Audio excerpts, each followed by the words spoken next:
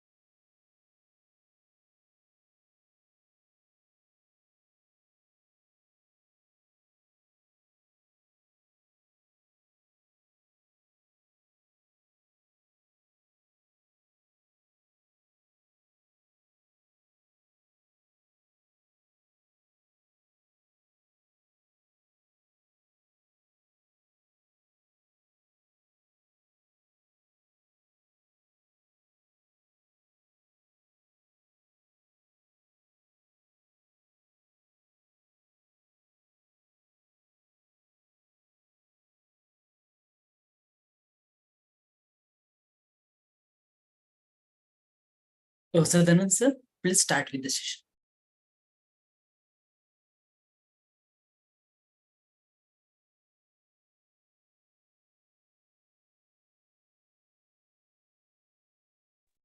Sure, Amar. Good evening, everyone. Can you guys hear my voice, see the screen? Am I audible, guys? Can someone confirm? All right, Sandeep, thanks. Thank you, Omkar. Let's get started.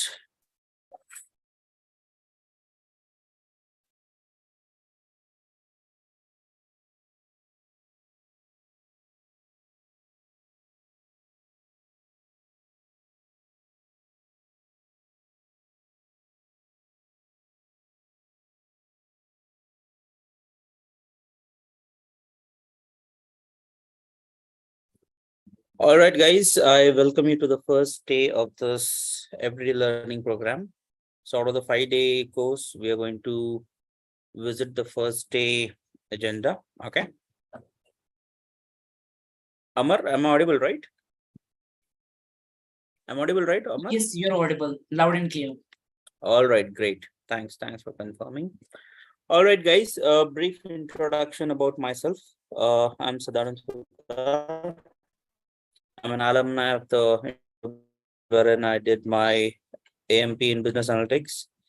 Prior to that, I did my MBA in finance, long back, B in IT, and then I also done a few certifications from Microsoft. Overall, 15 plus years into the IT industry, entirely into the banking, financial services, and insurance domain. I worked with few of the global clients. Currently, also I'm working for a few of the global clients in the capacity of analytics manager. I'm also an adjunct faculty, visiting faculty of few of the institutes like NMIMS, IIT Jodhpur, Symbiosis Institute of Business Management, and of course ExcelR as well. Okay, I'm also part of few of the community groups as well. All right, so that's a brief introduction about myself. Okay, so before we start with today's topic, what is data science all about? So what is your view, guys? What is data science all about?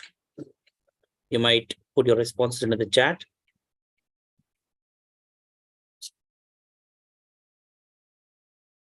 Any idea what is data science all about? Your view, guys, your understanding of what is data science.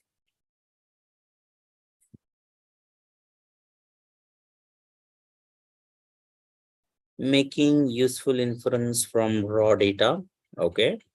Okay, Omkar. Any other perspectives?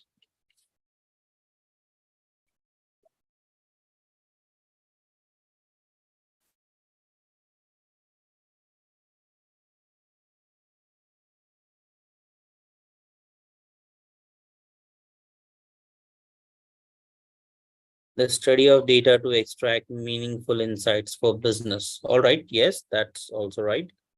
Yamini has been raising her hand. Yamini, can you just put your query or your response in the chat?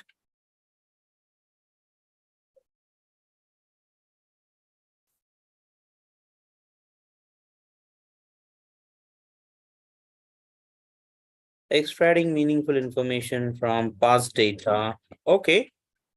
So everyone seems to be on the same page that we study the data to extract something meaningful out of the past data, raw data, or data that is already available to us, right? So yes, you guys are almost there, but let us look at some structured definition of this. Okay. So data science is generation of actionable knowledge. So when I say actionable knowledge, what do we mean by actionable knowledge? The insights or the inferences that you draw based on which you can take some action upon. So when I say action, you can take some business decisions on that basis on that. Okay.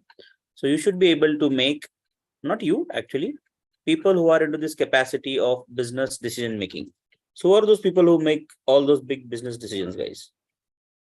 In any organization or a company, who makes the business decisions? Any idea? Can you, me, or a common employee of the organization make a decision, business decision? Who acts upon the business decisions? It's usually the, yes, anyone? C-suite people. Who are C-suite people? All the CXO, CFO, every designation which starts with a chief digital officer, chief operating officer, right? Exactly, Abhinandan. The management is the, yes, that's the right answer. So the management takes business decisions. So typically those are the C-suite people or the management or the managers, right? Maybe, sorry, maybe a senior managers, maybe your senior managers, vice presidents and so on. There can be a lot of designations that are available, right? So these are the people who are going to take actual business decisions. But to enable them to make efficient business decisions, we need to provide them some insights, okay, which is called as actionable knowledge or inferences or insights based on which they should be able to make some business decisions, that to efficiently in a timely manner, right? So that is what data science is all about. Data science is generating such kind of actionable knowledge directly from the huge amount of data, okay, that has been gathered across the organizations, be it in the form of department data, meet HR data, operations data, call it any department in the organization, right? So whatever data is getting generated, it is captured in all the different systems, maybe in tables, Excel sheets, databases, data lakes, cloud databases, right? Name it anything, right? Somewhere or the other, every information is being tracked. Now this information, right, is at a disposable, sorry, is at your disposal, okay, so that you can run some actions on it. So basically perform some operations on the data and try to generate this actionable knowledge, guys. What are we interested? We are interested to generate this actionable knowledge. All right. Now, how do we generate this actionable knowledge? What aids us or helps us to generate this kind of actionable knowledge or, inferences or insights? Basically, we apply concepts from three different fields. What are the three different fields? Statistics, mathematics, and computer science, obviously for programming, maths for obviously all the theorems that we want to learn, okay? Basically, just to name a few, central limit theorem, beat different mathematical inferences, that all the derivations there can be for deep learning. Basically, okay, you need to understand derivatives. So when I say derivatives, not from the financial world, but derivatives in forms of your differential equations that you might have learned, right? Okay, and then you come to your statistics. Now statistics we are going to visit today, so I'm not going to spend much time on it over here. But just to summarize, what is data science? Data science is generation of actionable insights, actionable knowledge by applying the concepts from statistics, mathematics, and computer science, okay? And business or the management should be able to take some important business decisions based on that analysis of data that you have done. All right. So the goal of data science is to gain insights and knowledge from any type of data, be both structured and unstructured data. Now, what is structured data and unstructured data, guys? Data to data hota hai. But then what do you mean by structured and unstructured? Any idea? What is structured? What is unstructured data?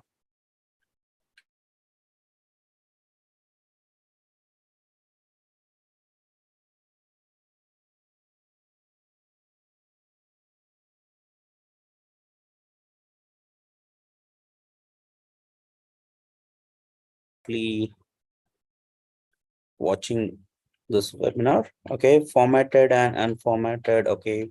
Structured means text format. Abhinandan, really? Omkar, organized, okay. So structured data is organized data, that is what you want to say, Omkar? Structure means arranged, Sunil, okay, all right. From structured data we get knowledge, all right. Easily searchable is structured. All right. Okay, let us simplify this definition between structured and unstructured, guys.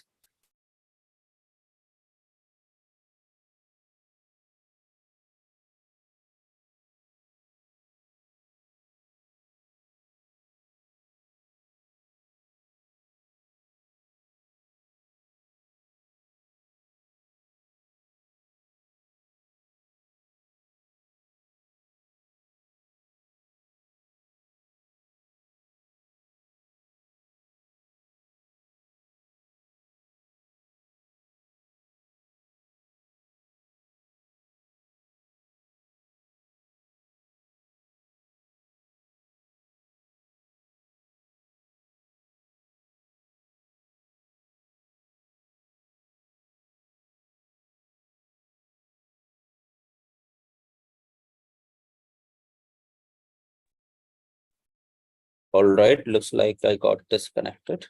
I'm audible, guys? Yeah.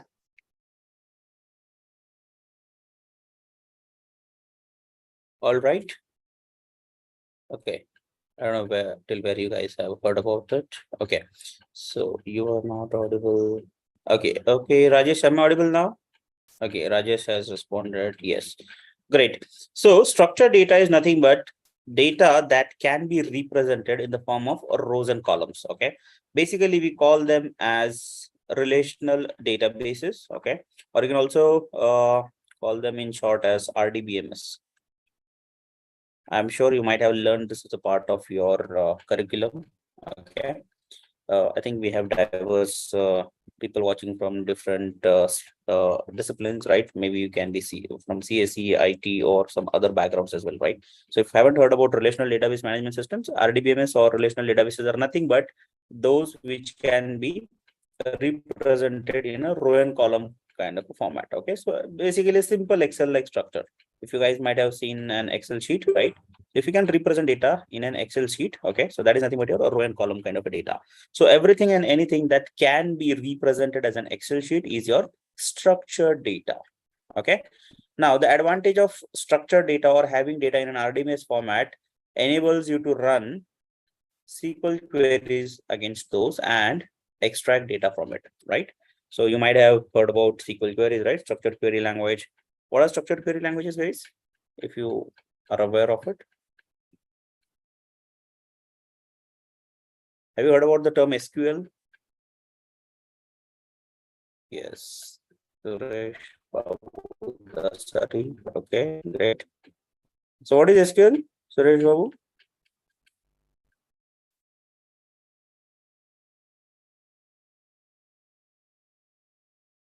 No worries, Abhinan. Structured query language. Yes. So these are few of the terms that you would obviously will listen a lot of times when you are working in the data science world. Why? You should be able to understand where the data is coming from, how to fetch the data in case you have to go and fetch the data yourself. Okay. Maybe you're working in a startup. Okay. Usually in larger organizations, right, you have a data engineering team and you have a data science team. Okay. So data engineering team is responsible for, collecting the required data, formatting it, cleaning it, right, making sure it is in the required format so that it can be processed further for by the data science team for model building or running algorithms through it, right? So and so on and so forth. So whatever business problem you guys are solving, okay, folks would be there to help you data for you. But in case if you're working in a startup, now startups usually are short on budget or they have limited budgets, right? Basically they can't have larger teams, so one single person has to do basically everything. He has to perform the role of a data engineer wherein he need to go and fetch the data, right? So you might have to write SQL queries yourself to fetch the data that you require for your analysis purpose. Okay. So if you're not familiar with SQL queries, make sure that you Google the term, right? Learn from YouTube. Okay. Okay. Is this too fast? I don't know who's. It's a number. I don't understand the name, but good explaining. Okay. Is it going too fast, guys? Or is the pace okay? Are you guys able to comprehend, understand what I'm talking about?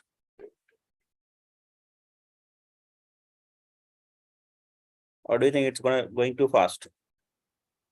Someone just said it on the message, but that's okay. As so far, I mean, you guys are able to comprehend, understand what I'm speaking about, right?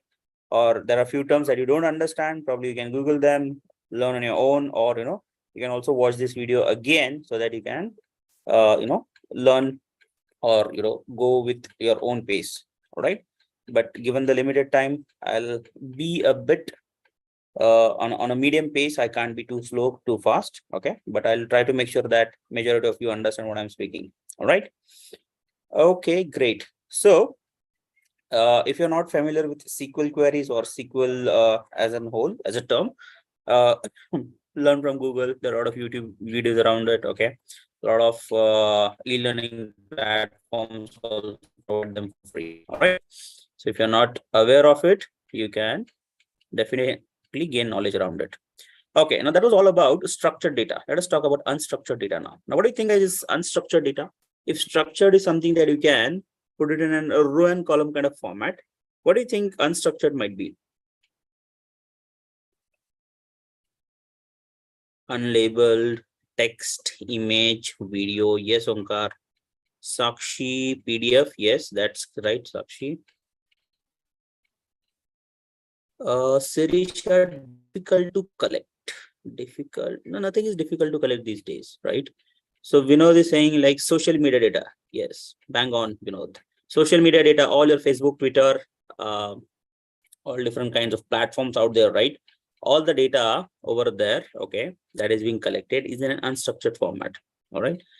Not a presentable. Okay, so this PPT itself, can I put this PPT in an Excel sheet? No, I can't, right? It's different. Yes, audio, video files, server logs, right? They have their own format, right? So you cannot, typically anything that you cannot put in an Excel-like format, like in a row and column-like format, is your unstructured data. As simple as that. Be it your social media data, text data, right? Audio, video files, everything comes under unstructured data. So this is your unstructured data. So all server, website logs, sensor data, image data, video files, audio files, emails, social media data, everything forms a part of your unstructured data. Now, what do you think, guys? Is structured data more easy to work with, or is unstructured data more easy to work with? And which is required to generate insights or actionable knowledge? So as per our definition, actionable knowledge, right? Or actionable insights or actionable inferences. How can you draw actionable insights or inferences from either structured or unstructured data? Or do we need both? Do we need to leverage both, or only we can leverage? What do you think? Maharshi says structured is easy to work. Okay. Sakshi, structured. Okay. Okay, Akash. Yes, structured is easy to work because so people who are saying easy to work, probably they might have worked with SQL queries or fetching data, running queries against your SQL databases, right? So you understand it is easy to write a query, fetch the required data, right?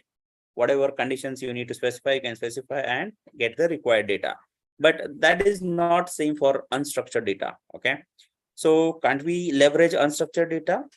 Not at all. We can leverage unstructured data as well. Okay. So just for your knowledge, unstructured data can be done. There are methods to do that as well. Okay. Now tell me, what do you think, guys?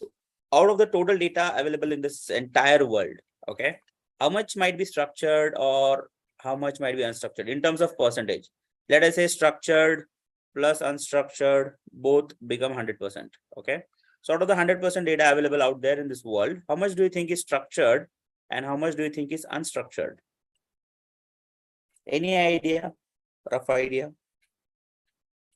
Okay, so Shabnam is saying 70%, but which 70%?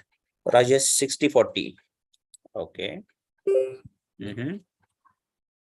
Oh, Shirisha is too optimistic. 80% structured. Akarsh is saying unstructured will be more. Shabnam is saying unstructured. Yes.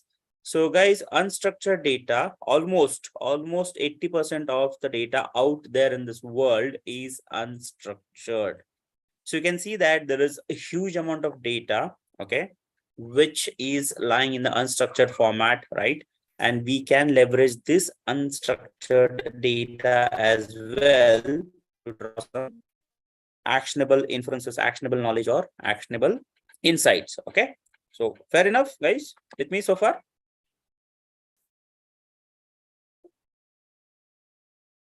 Are we clear with the basics? Do we understand what data science is? What kind of a data is required to run data science on, right?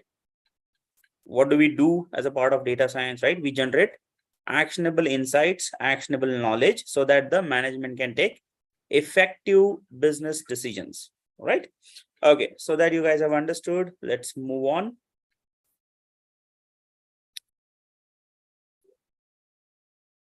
Voice is breaking. Ayush, how about others? I'm audible.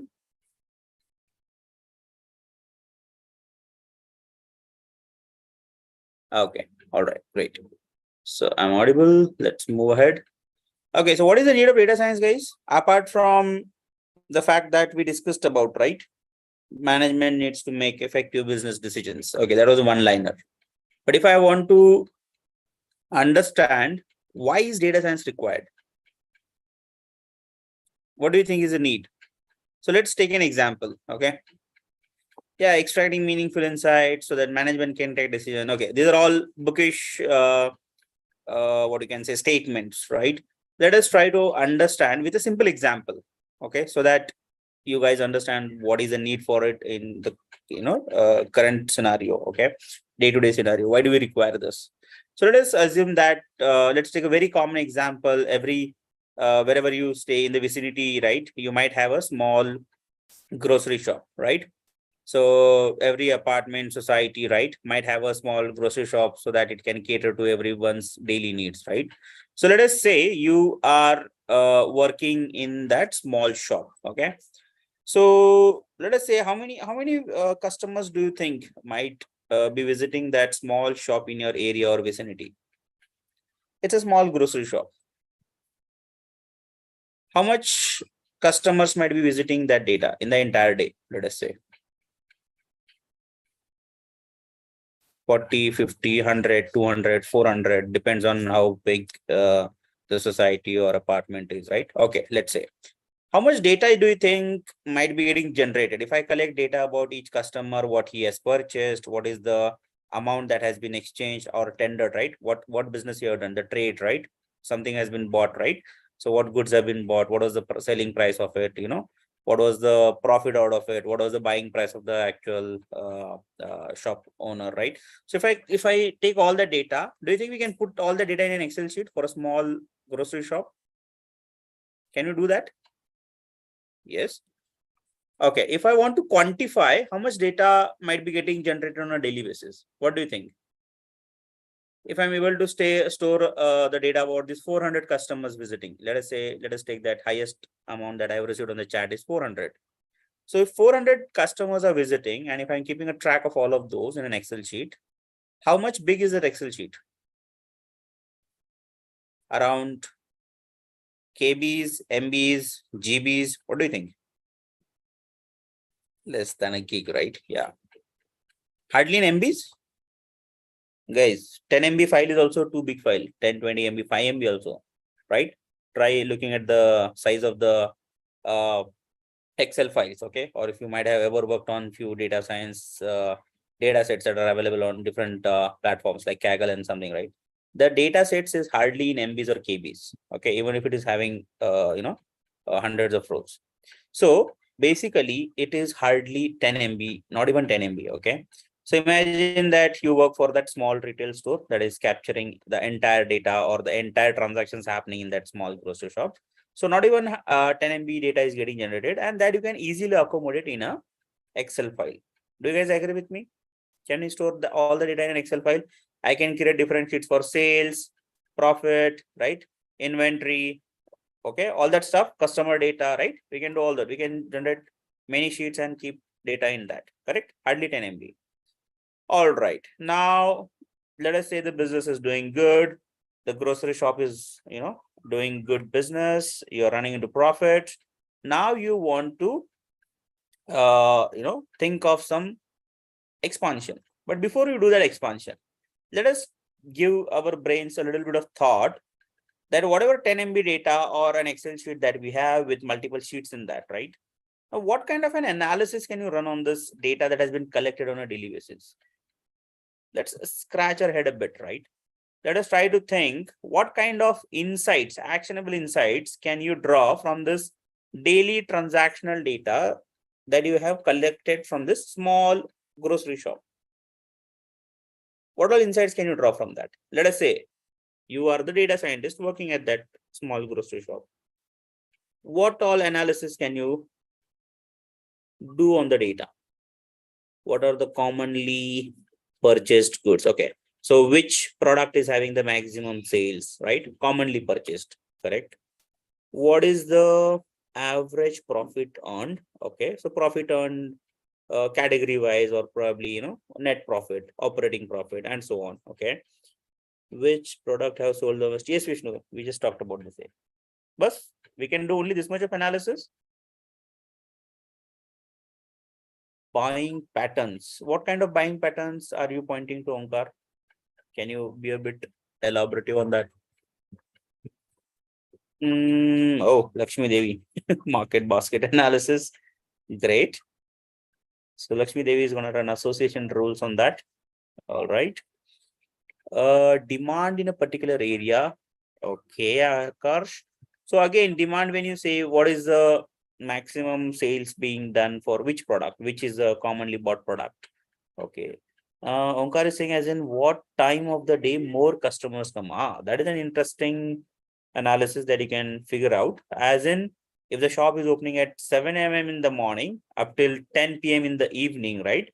Which time of the day, okay, are customers visiting in bulk, or there is a rush, right? Yeah, Akash, you have correctly identified. Yes. What are the rush hours, right? Again, can we do some analysis on the customers that are visiting? Can you make sense of that data as well? R Bharat, yes, you can directly put in the chat. I think the just to avoid chaos, the what you can say, the mute or the unmute button has been disabled. Okay, but you can put your comments in the chat box. I'm reading all of those.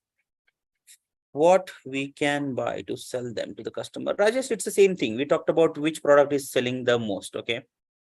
Frequently visiting customer list. Yes, Sakshi, that is a good thought. We can keep a track of, okay, which customers are frequently returning customers, right? Which are frequently coming on a daily basis, or they come, at least 3 to 4 times in a week and so on. Sankirtana. What kind of analysis can you do, Sankirtana, on that? That is what we are discussing, right? We're just scratching our heads. We're just thinking of, right? Just thinking aloud, okay? What all can we do with that data? Because unless and until we scratch our heads and think of what can we do with that data, right? How are we going to help the management to achieve their business goals? So analysis on quantity of products. Yes, Suresh Babu. Now, what is the use of that analysis, Suresh Babu? Can you tell me? If you analyze, okay, the quantity being sold for each category of the product, how can that help you to run your business more effectively? Put yourselves in the shoes of the business person, right, guys? And try to think, if I provide you this data, right? I provide an analysis of, okay, which products are being sold in what quantities. How can that help you for a business? Can you think from the business perspective, guys? What should be more in quality? Yes, managing inventory. Excellent. Excellent answer, guys. Yes, you need to manage the inventory, right? If, let us say, milk packets are getting sold very quickly, okay? Let us say if you used to order 50 packets a day and all the 50 packets get sold off in the morning itself. But there are people who come in the afternoon or the evening also, right? Who want to buy the milk packet just to avoid rush on the next day morning, right? So there can be people who can demand for that product across the entire day, correct? So you need to back up your inventory, or make sure that inventory is replenished on a frequent basis so that you do not run out of the product. Now, what will happen if you run out of the inventory, guys? मान लो कि inventory में product नहीं है. What will happen? Will the customer go away? He will come to your shop. He will ask for the product, and if you say the product is not available, what will the customer do, guys? Are you the only favorite vendor or the shopkeeper? No. He will go to the next door, right? Yes, Uzma. That's correct. He might look for an alternative because he just wants to buy it, right? At any cost. He needs it, he will buy it, right? He will look for an alternative. Correct. That's correct. So is that a loss of business opportunity? Opportunity lost is business lost, right? Would you afford that, guys? As a business person, let us say you are the business person. Would you like customers coming to your shop and turning away because the product is not available? Is that also a business loss for you? Exactly. Business lost, obviously, right? It is a direct decline in your profits, everything, right? So you don't want to lose customers just because you are out of inventory, correct? You always want to keep your inventory replenished so that whenever the customer visits, you can provide them the required products and in turn you can do business with them, correct? Very good. That was an interesting insight. What else can you do, guys, with the data? So let me help you with a few options so that you can look at them and think around. So you can look at this data. Okay, you can see what products, if I sell more, will maximize my profit, which products to stock, right? Just now we discussed inventory replenishment, right? So this is the point, which products to keep a stock of. Look at who is buying. What do you mean by who is buying, or which people are buying? Whether are those small children, okay, in the age bracket of, let's say, 5 to 10, or are they teenagers in the age bracket of 11 to 20 or 25, or are they middle-aged people in the 25 to 35, right? Why would this categorization in the age group, would you be able to profile your customers? Okay, which particular age group people are visiting more to your grocery shop? Would that analysis help you in some way? Do you think? What do you think? How it can help you? Yes, Omkar, age group. How will that help you?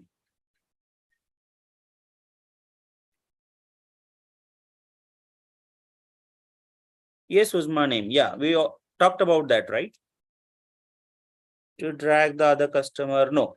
If I do the analysis of which people are buying, let us say I can think of the age group. Are small children coming more frequently to my shop? Are there middle-aged teenagers visiting my shop? Why would I look at that analysis of which age group people are coming to my shop more frequently? Shabnam is saying, like, if you have snacks or the children will get attracted. Yes. If there is a school nearby, maybe they will come for, stationery items, pencils, rubber, sharpeners, and so on, right? You want to stock that item which might make more sale, right? The first point, remember, the first point, maximize the profit, right?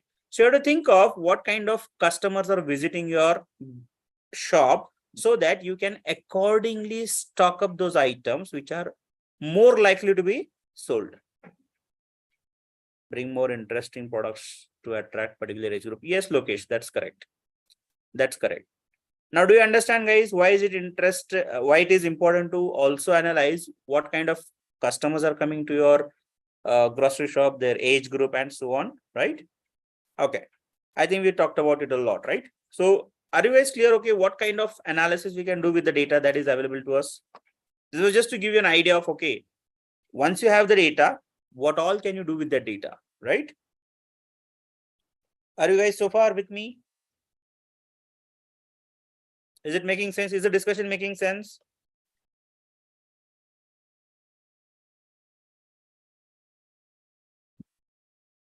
All right, great. Great, guys, great. Okay. So let's continue. So let us say that, okay, fine. We have been doing all this kind of analysis.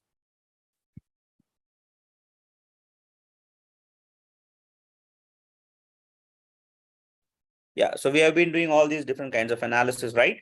And business is doing great. Okay, the grocery shop is generating much more profits. Okay, let us say that now you just had one grocery shop in your vicinity. Okay, now you have grown profitable because you are able to do so much of analysis with your customer data, with your sales data, your product data, and so on, right? So you analyze all these things, you made your business profitable, right? Now it's time to expand. Let us say you have been working so far with the Excel sheet that you had, right? Because you had limited amount of customers visiting your grocery shop. Now you have generated a lot of profits. You want to do expansion. Now you open 4 different shops in different parts of the city. Okay. Now I'm not sure from which city you guys have been joining so far. Okay. I think it's pan India. But let us say that you have the shop in one vicinity of your city. I mean, one part of the city. Okay. Now you open different shops in the different other parts of the city as well. Let us say you have now 4 shops altogether. Now, do you think Excel sheet will suffice now, guys? Can you still collect the data in Excel sheets to do your analysis? So Akash is saying yes. Suresh Babu. Suresh Babu, then how many Excel sheets will I have to maintain if I have 4 shops now? Remember, guys, I have 4 shops now total in different parts of the city now. I'll have four Excel sheets for 4 shops. Now, do you think all the sales data, the inventory data, the customer data, will it match across all the 4 shops, or will all the 4 shops will have different data respect to their area? Yes, Sirisha, different data will, I mean, the data will be altogether different, right? Because the customers in one vicinity may not have the same habits as that of the customers in the other vicinity or the other part of the city, right? So there will be different patterns in the data, right? For each of the shops. In short, every shop will have its unique data, correct? Now, do you think if you have 4 Excel sheets, can you do analysis for all 4 together? First, I have to wait for the entire day to finish. Then the Excel sheet will get generated. Then you will send the Excel sheet to some central location where all the 4 Excel sheets will come together. Then you look at, okay, which shop is doing what kind of a business, where which inventory is left, which product to stock, which is the product being sold the most in which shop, right? Is it a lot of to do with 4 Excel sheets? Do you think it is efficient way to do? No, it's not an efficient way to do, right? So there might be some other ways to do this thing, right? So now you have grown your business. So you need a database, guys. You no more can work with an Excel sheet. Now you need, sorry. Now you have too much of data getting generated in all different 4 parts of the city, right? Now you need a database. Think of the Reliance Mart or your D-Mart stores, right? Think of these D-Mart stores as a supermarkets, like just like the grocery shops which have expanded, have multiple branches across the city, across the country, across the states, right? Different states. They have branches in different states. So you can have a lot of stores, okay? And there can be different business that is happening at different stores, okay? So you no more can do the analysis in the Excel sheets. You need a database for it. Let us say you had a SQL database. Now all the data is being stored in a database. Now can you run queries against the database? Is this data in a row and column structure or an Excel sheet? Similar like Excel sheet, right? We recently talked about it. RDBMS, Relational Database Management System, right? Now if I have this data in a RDBMS in different tables, so in RDBMS, what do we have? We have tables for each different store. Let us say I have 4 tables for 4 different stores, right? Can I still combine the data, join the tables based on some primary key or some common key, right? Maybe the product can be the common thing across all the market, I mean all the different branches, right? So you can basically combine the data from different tables based on what kind of a data that you want to look at. Yes or no? Can we do that, guys?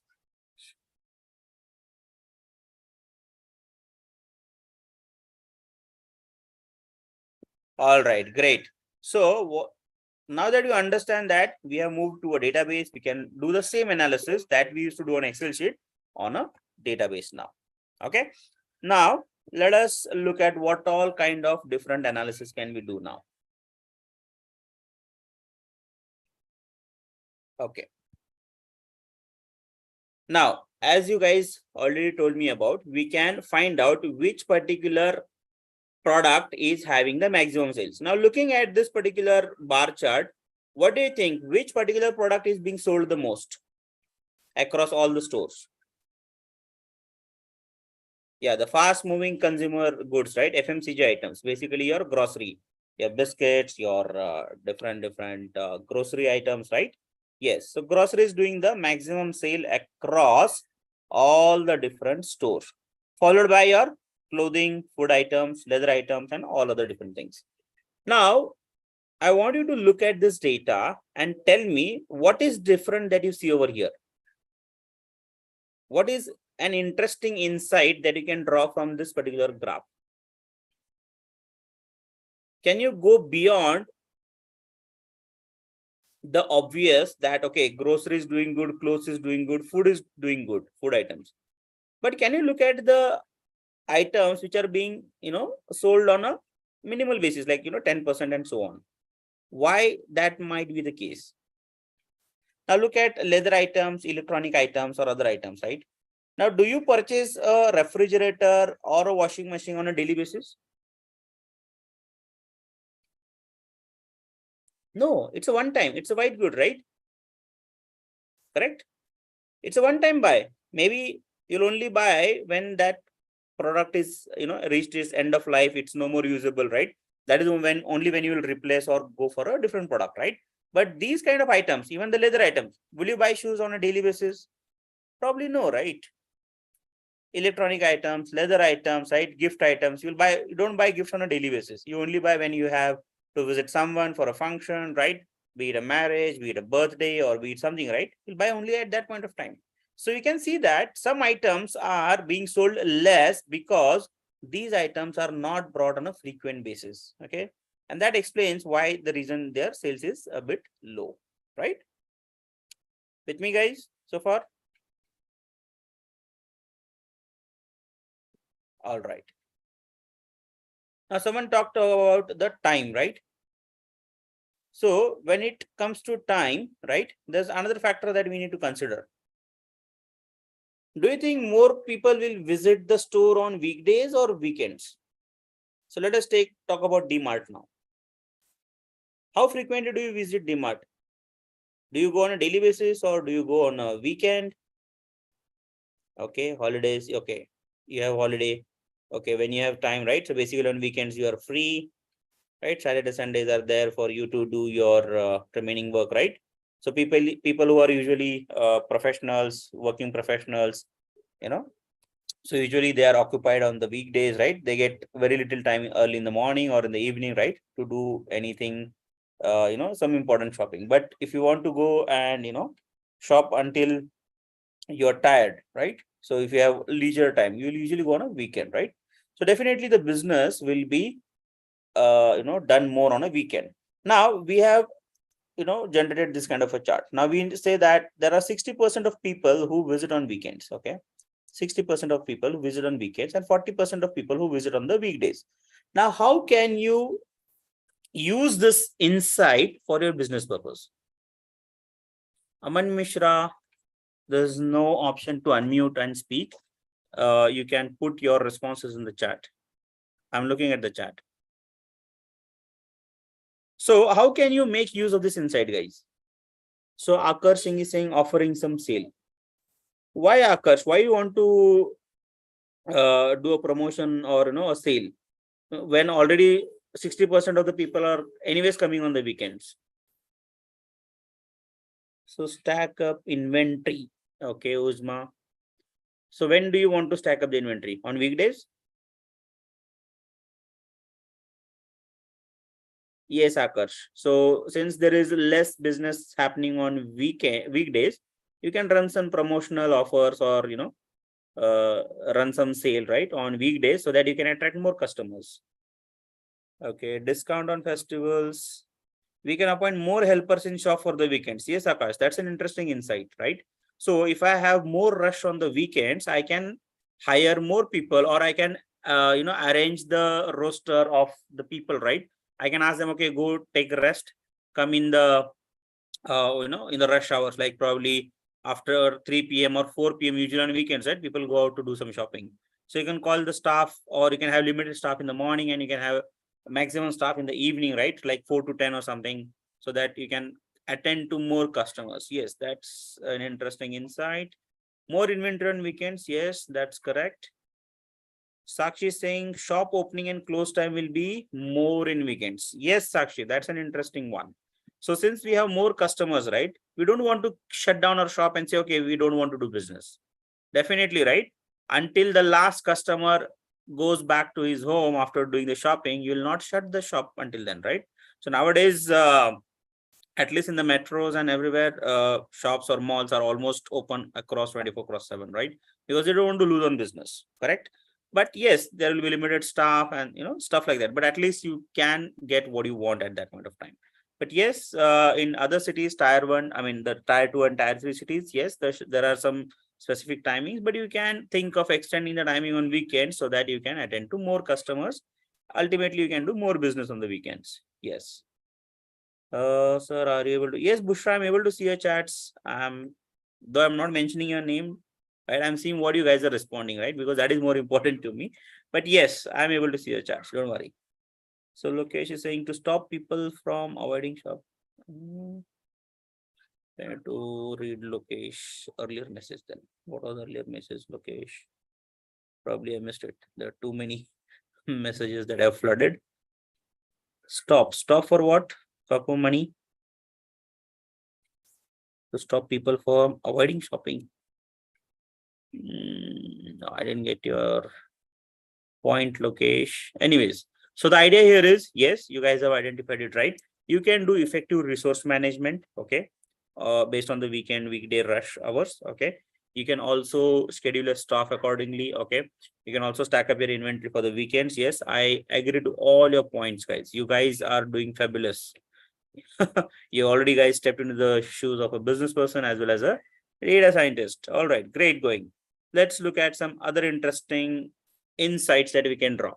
So someone talked about the time of the day, guys. So let us say if I have this data, there are many people visiting in the 3 to 6 p.m. brackets, almost 35%. And then the maximum number of people visiting are between 6 p.m. to 10 p.m. So that is in the evening, right? 40%. Now, what do you think, guys? Other time of the day, it is 8% and 70%. So I leave it. So tell me why 6 p.m. to 10 p.m. there is maximum footfall of visitors. I mean, why maximum customers are visiting in this particular time bracket? What do you think? What might be the reason? Yes, Sirisha, most people come out at night. Okay, Bushra. Yes, Sirisha, available at that time. Okay, if you think right, usually offices run from 9 to 6, right?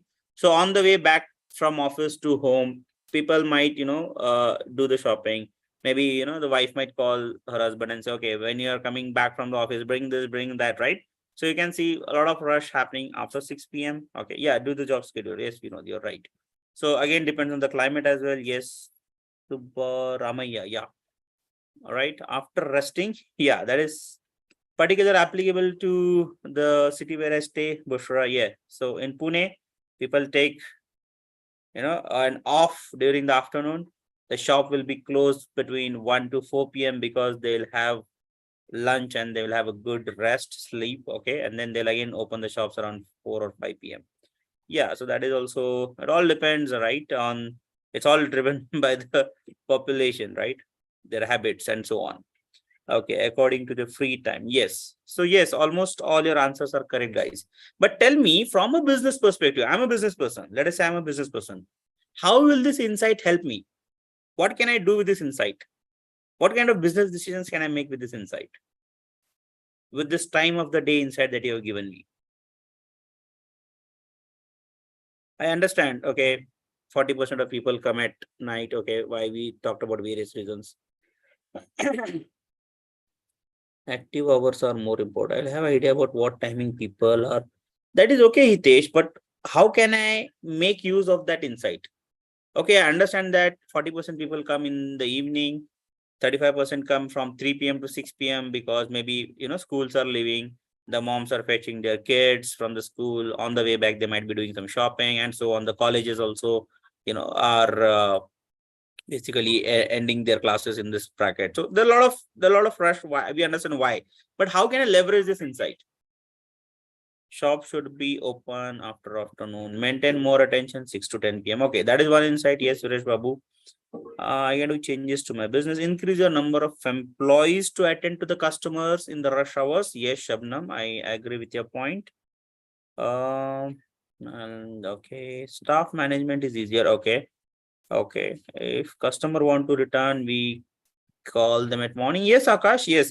Usually that's the case with DMart and some other stores as well I have seen. Usually they will call people who want to return the product in the less busy hours, right? So maybe they'll call you in the morning hours or between some time bracket where there is little rush. Yes. You can effectively manage the returns and all that stuff. Very good. Everything should be in stock also. Okay. Inventory management. Yes. Yes. Yes, you guys are pretty smart guys. Yeah, you have been able to correctly tell me. Okay, so these are a few of the things that we can do with, data science by applying these principles of statistics, mathematics, and computer science, okay, on the data that we have. Now, if you apply some more advanced machine learning, right? So basically, this is a neural network, okay? So we have so many factors, week, day, month, and so on. And based on that, I can pass the data to a neural network. And let us say I can generate the sales forecast for the next 7 days, okay? So this neural network is predicting or giving me predictions about the probable sales that will happen for the next 7 days. Let us say next 7 days, okay? Now tell me, how can I leverage this data for my business purpose? Now I'm going to get probable sales. Let us say Monday, today's Monday, Tuesday, Wednesday, Thursday, Friday, Saturday, and Sunday, okay? So I have 7 days now. Now for all the 7 days, okay, my neural network has given a prediction that, okay, on Monday, there will be 25% business or 25% sales, let us say, okay. On Tuesday, you have 10%, Wednesday, let us say 5%, on Thursday, let us say 15%, Friday, let us say 40%, let us say Saturday, 60%, and Sunday, let us say 70%. Now tell me, this is a prediction from the neural network, okay, that this might be the probable sales for the upcoming week, okay. Now, as a business person, how can I make use of this data for my business purpose or to run my business effectively? Hitesh, I will explain what is neural network, okay. No worries. No question is a silly question. You can ask any silly questions as you might think of. I'm here to answer them. Okay. I'll come to that. But let us say we are not talking about how this neural network works or what it did. Let us say it applied some advanced machine learning techniques. It has generated the data for me, the predictions for me for the next 7 days. Okay. We are currently trying to understand how we can apply data science or machine learning techniques, okay, how it can help to us in our day-to-day life, right? What are the applications and so on. So we're discussing currently those things. We'll come to how these things are generated and all that stuff, okay. But tell me, okay, staff working shifts, Gangotri, yes, that is a good decision that you can take based on the data. When prediction is less, then make sure that focus more on sales. But Bushra, how you can focus more on sales?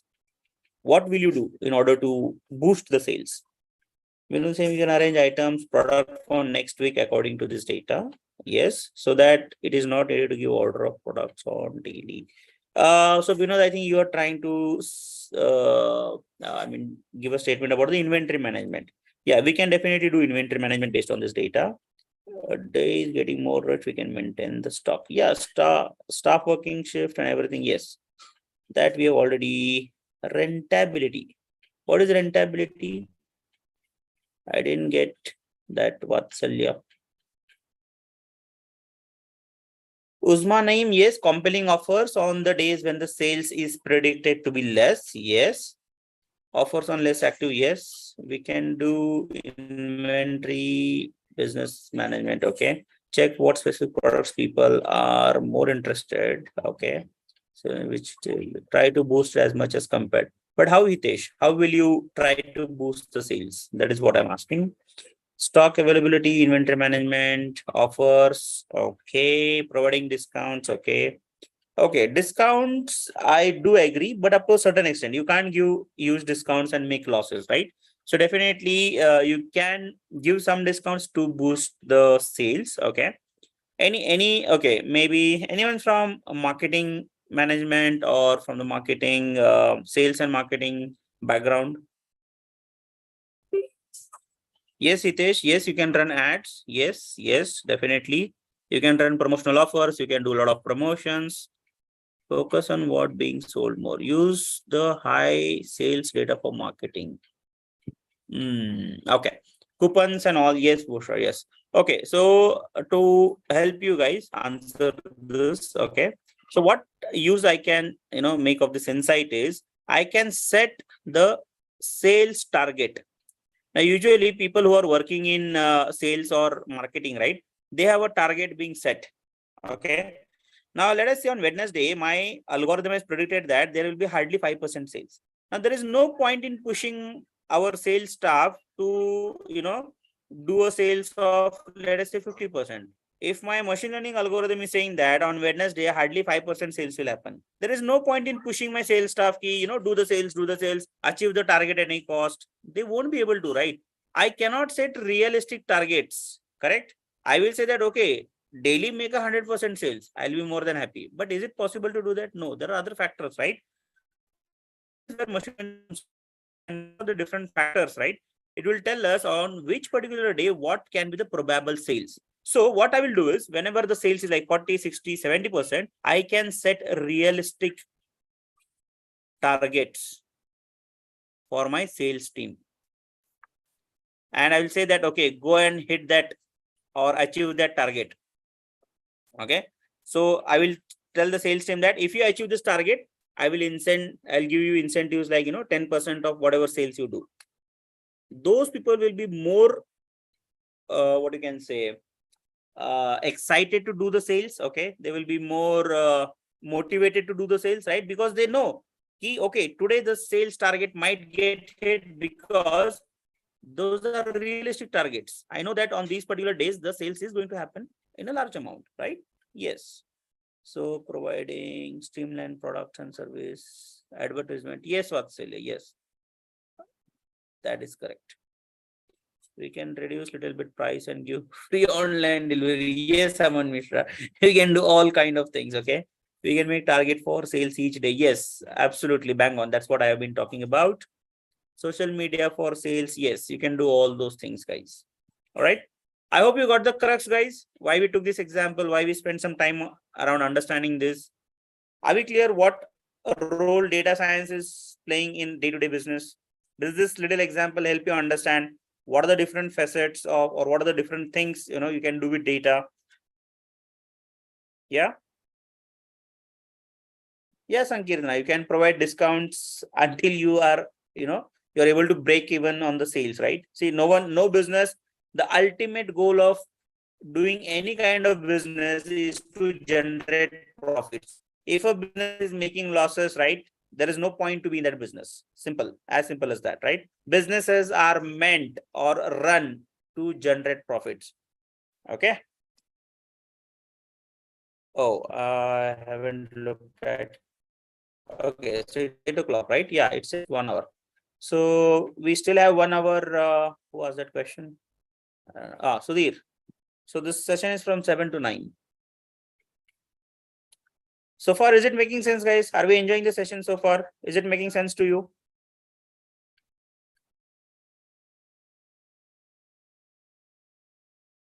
Okay, so there is a demand for break. All right. So do you guys need a break? Should we take a break or can we continue? Okay, Maharshi, Bushra, Hiten. Okay, so majority of them are asking for continuing that. Okay, so probably people who want to take a small break, you can take a small break. Okay, you can watch the recording again. Okay, due to the limited time, I will not prefer to take a break, at least for today. Okay, you can take a small break, guys, whoever wants to take. Okay, all right, so let's move ahead. Okay, so we talked about all this.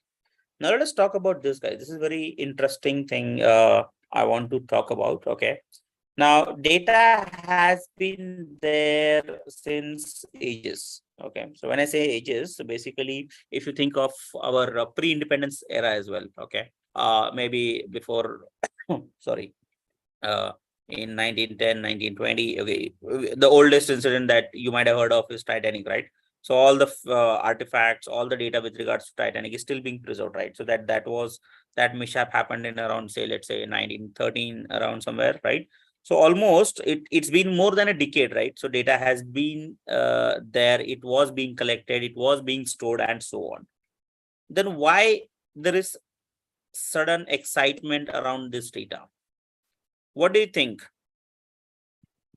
Why everyone has become so much mad about this field, data science? What is driving thing? What is the driving factor behind it? Why all the sudden excitement? Any idea, guys? Data was there since long time. Yes, digitization of data is one thing, Onkar. Very true. But digitization was also there since 1980s and so on as well. Okay. But we haven't leveraged the data. Why? At that point of time, we were not able to leverage the data. Today, we are able to leverage the power of data. What are the contributing factors? Because we can do multiple operations, more advanced. Okay. Storage. Yes, one point I got storage. So I'm just going to take that point and write it over here. So first point someone mentioned is storage. Okay, we'll talk about storage. Okay. Because technology is being updated. Rutuja, can you be a bit more specific? You're almost there.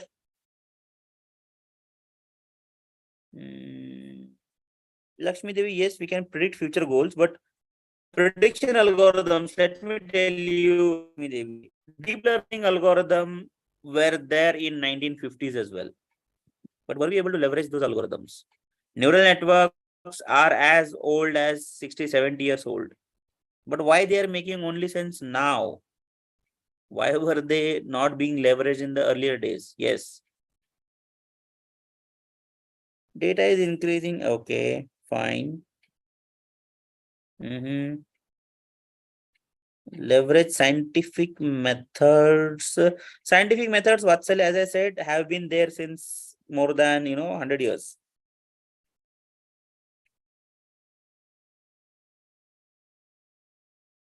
Accuracy was also there. Okay, Gangotri. Okay, let me help you guys. So what is the oldest PC configuration you remember, guys? Whatever oldest computer you had in your home, what was the configuration of that? Can anyone remember? Have you guys heard about the term floppy disks?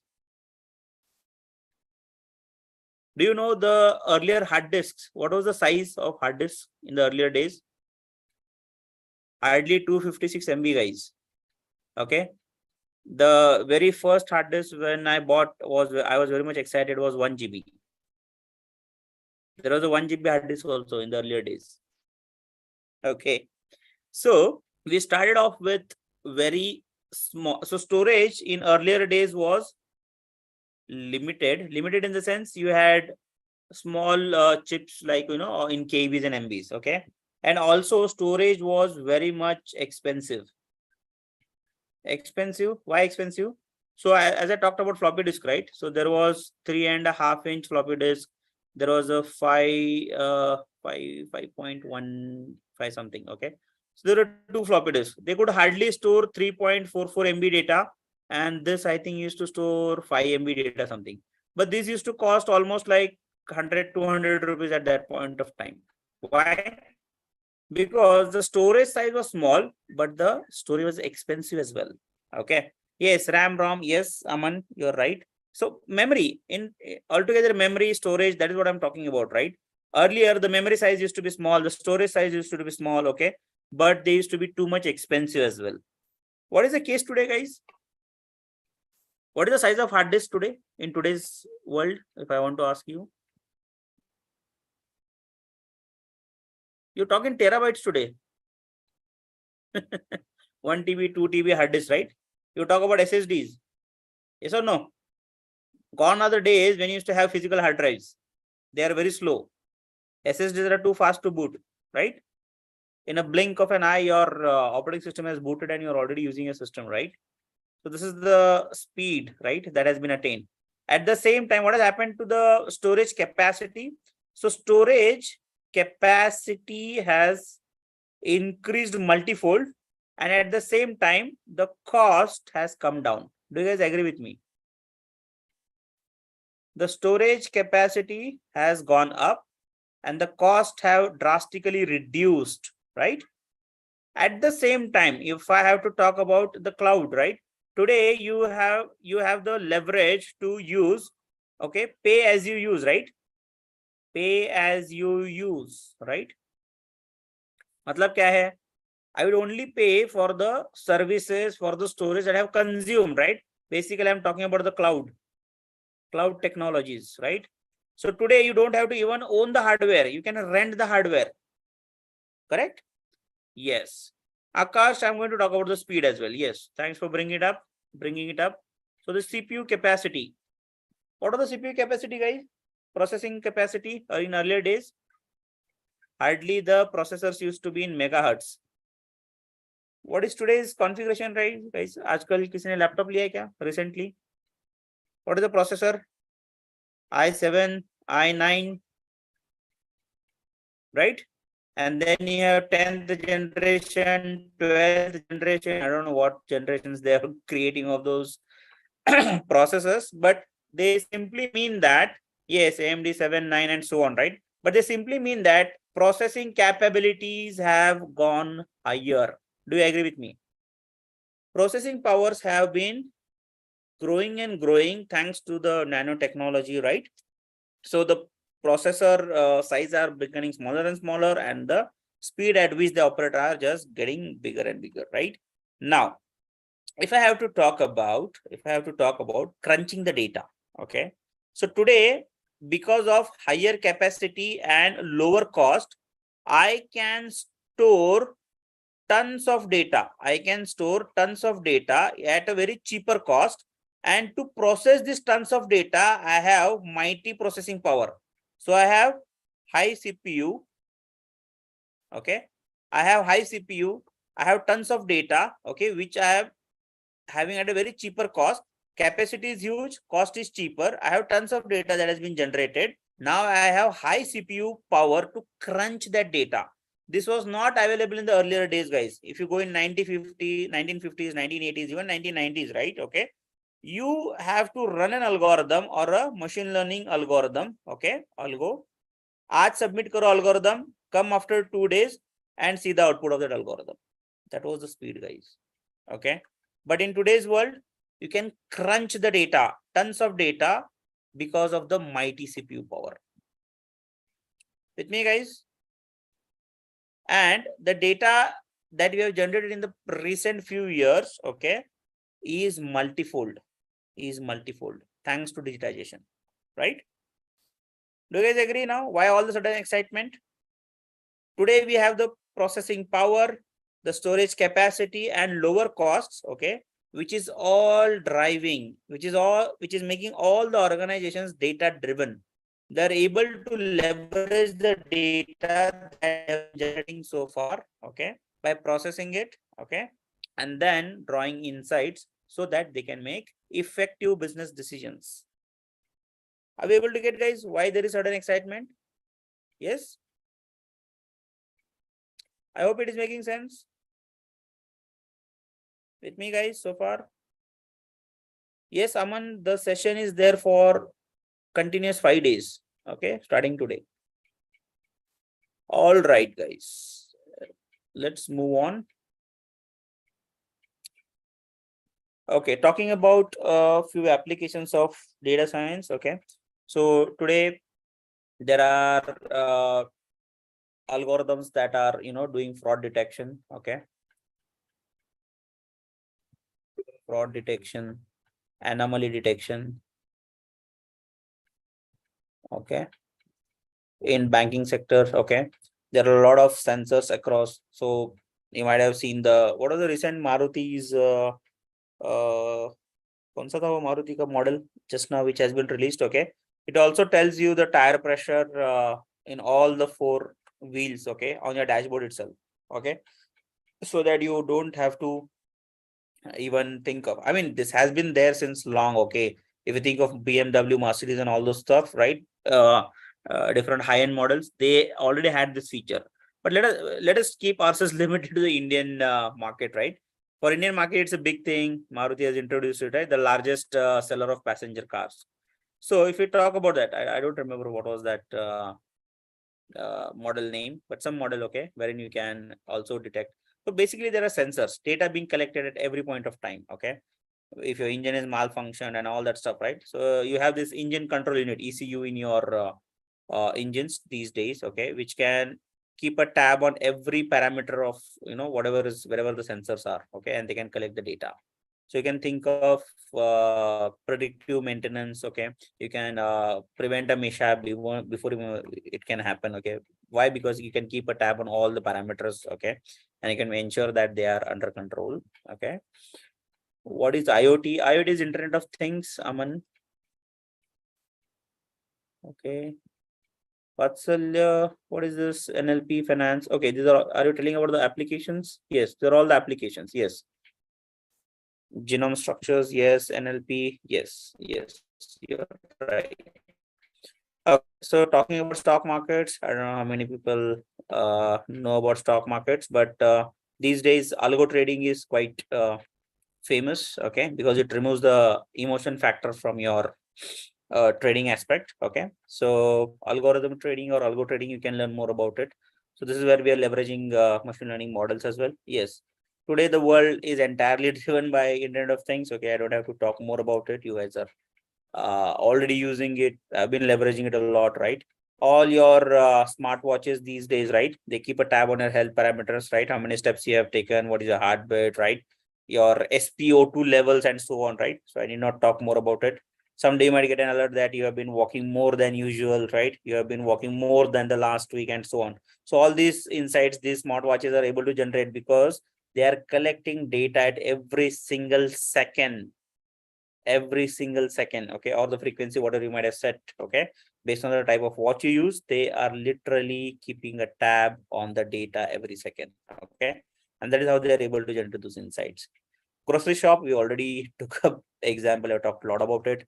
Social media, okay, so the more I talk about it, it will be very much less. Okay, there are a lot of applications out there, a lot of social data being generated, okay, at every single second.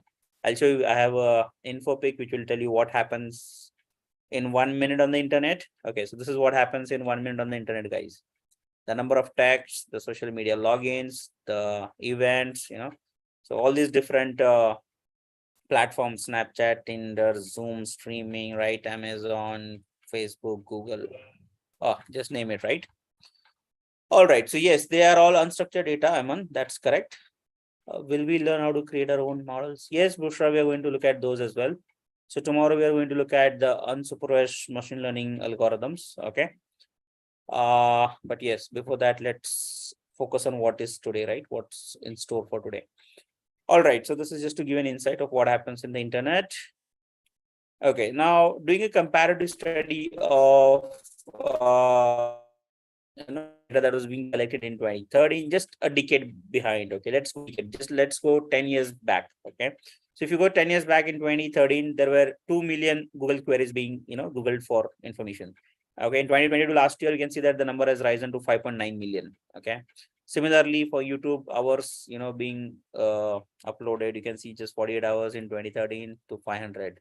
So you can see that on all the parameters, on all the different social media platforms, we have just been doubling, tripling on what we used to do in the 10 years back, right? Or in the last 10 years, right? So we have been just doubling, tripling on the data that is being generated. Okay. So yes, Hitesh, that is what I'm going to come at. It's incredible in future how we are going to manage this data, right? Yes, I'm going to come on that. So all the digital engagements on social media, OTT platforms, streaming platforms, right? UPI, BEAM transactions, digital India, right? Thanks to digitization. So you can see that we have been generating a lot and lots of data, right? So again, due to the pandemic, work from home and all these things have increased. So people are more used to, ordering stuff online, right? Swiggy, Zomato, and all that stuff. So I need not talk about all those. You guys are very much advanced or educated more than me, right? You have been using those platforms a lot. So you know that the point I want to make here is we have been generating tons and tons of data, and this is not going to stop. Let me show you an infographic which will tell us what is the amount of that data that we would be generating in the next 3 to 4 years. So if you look at this info pic, we are somewhere around 2023 and we are generating close to 100 zettabytes. Okay, now this is zettabyte. Okay, so you have bytes, kilobytes, megabytes, right? Gigabytes, right? So then what is next after gigabytes, right? Then you have zettabytes and then you have petabytes. Okay. So there are zettabytes, petabytes of data being generated. Okay. So we are currently over here 101. And you can see that in the next 2 to 3 years, we will reach at 175 zettabytes of data. Okay. So the amount of data that we would be generating is only going to increase. It's not going to reduce at any cost. So we need to understand how to leverage this data. We need to, so the normal, it's just like the same Excel sheet thing that we talked about, right? If I have multiple stores, I can't work with the same old traditional methods of Excel sheet, right? I need to move to advanced methods.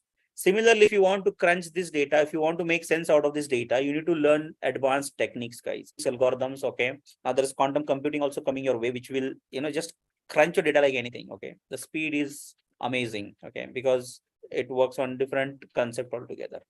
Let's not talk about it in this particular session, but yes, things are changing, guys, and you need to keep up to the pace of how the world is changing, right? You need to learn those skills so that you can make sense out of this huge data.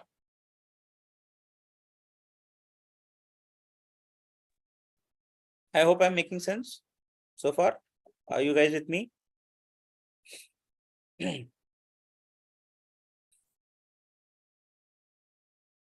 Okay, so these are some salary trends, data professionals in the past few years. Okay, so from beginner level to 14, 15, 16 years of experience, right? So these are the low, median, and the high that you can expect in terms of salaries. Okay, again, an interesting point for all of us. Okay, applications, yes, product recommendations. There are recommender algorithms or recommender systems, right, that work on recommending you products that you're looking for. So if you're looking for a mouse on Amazon, probably it will say customers who viewed this product also viewed similar product from different manufacturers as well. Okay, so it'll give you an option to look at other products as well. Then you can make a better choice or a better decision based on looking at different products, right? So these are again recommender systems working in the backend. You can apply the same logic for your Netflix, your sorry, Flipkart, Netflix, Amazon Prime, right? Any streaming. So wherever there is a recommendation involved, right? So that is where you will see that recommender system will come into play. All right. Okay, predictive maintenance I talked about. So there are sensors in your car, okay, so which will collect data over Internet of Things, as I talked about, right? It can send the data over the internet to the data center. In the data center, they can analyze this data. They can predict that there can be failure in the engine, in the tire, or wherever the sensors are applied, and they'll say that okay, that particular part or that particular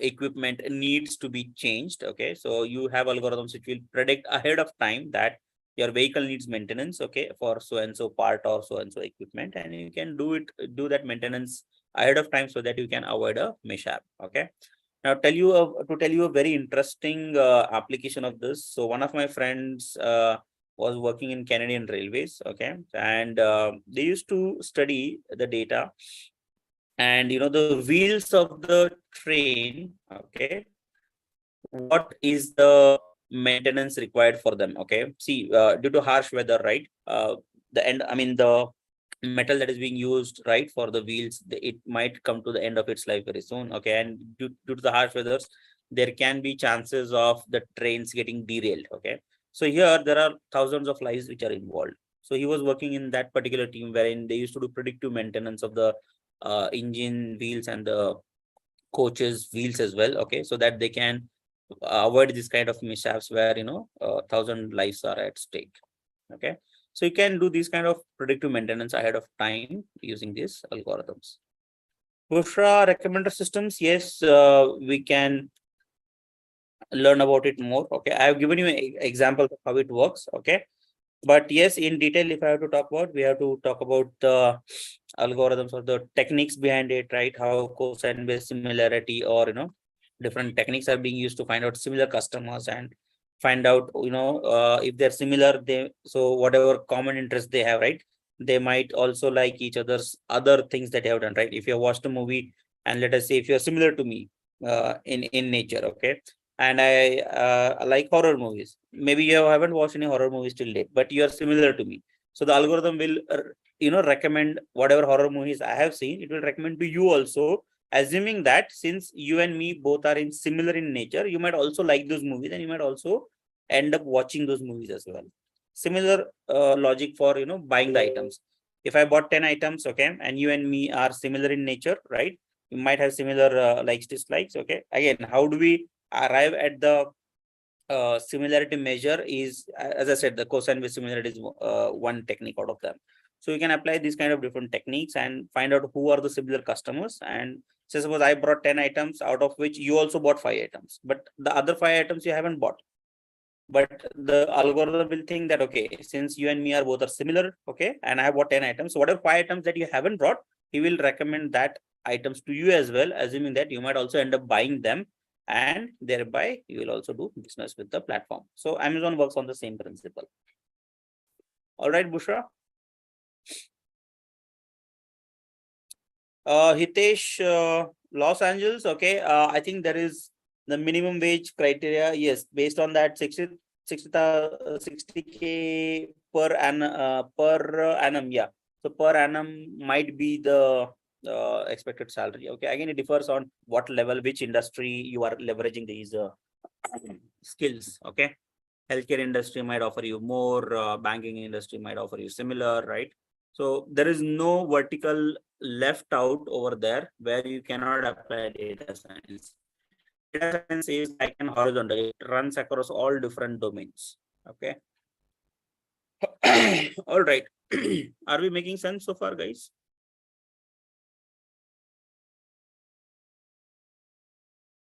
All right, so let us look at the first pillar, okay, that we looked as a part of a definition of data science. Okay, so the three concepts, okay, or the three, I mean, we apply the concepts from 3 different fields, which is statistics, mathematics, and computer science, out of which statistics is the major role player. Okay, and it's imperative that we understand how statistics plays an important role. Okay, how are we doing on time? Okay, 8:28. All right, we'll try to cover as much as possible. All right. Okay, so what is statistics? Obviously the definition is over there, but I am sure, pretty much sure that you guys might have learned statistics as a part of your curriculum in your schooling, your college, or at some point of time in your educational life. Yes or no?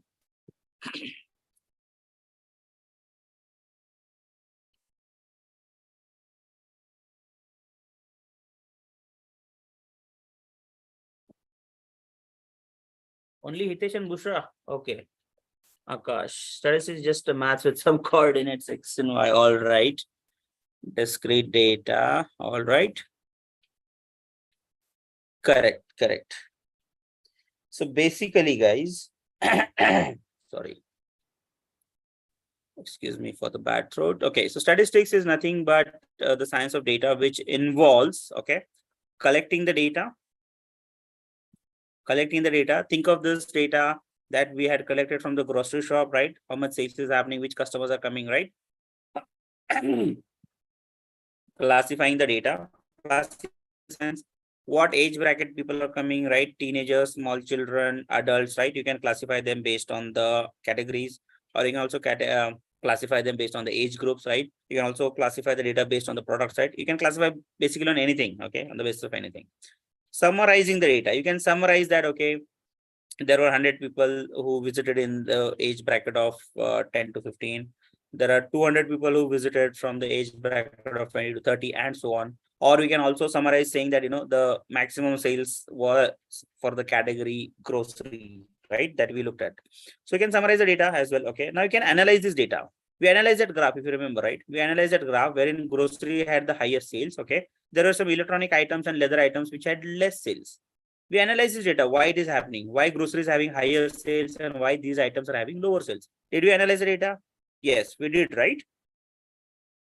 Now, what did we interpret after analyzing the data? We interpreted the numerical information, right? So hardly this data where there is less sales was hardly 20%, whereas 60 to 70% of the sales was being contributed by your grocery data.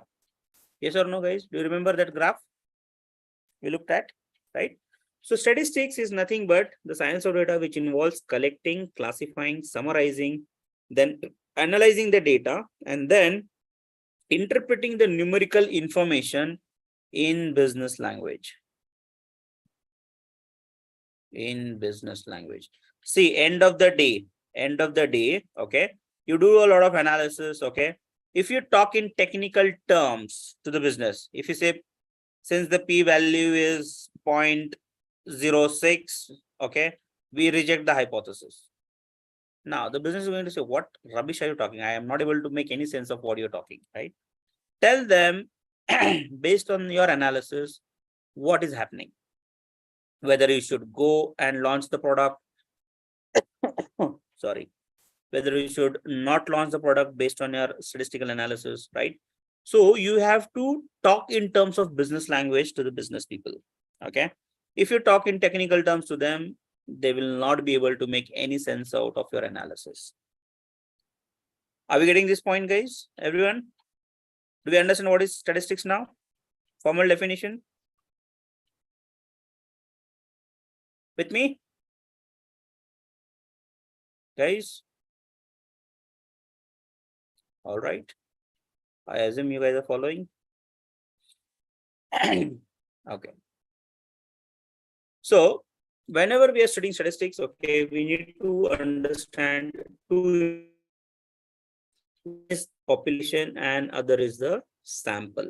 Population is collection of everything and anything, be it living or non-living thing. So when I say living thing, okay, or living beings, okay, we conduct a census every 10 years, right, in India, right? So what do we do, guys, in every 10 years?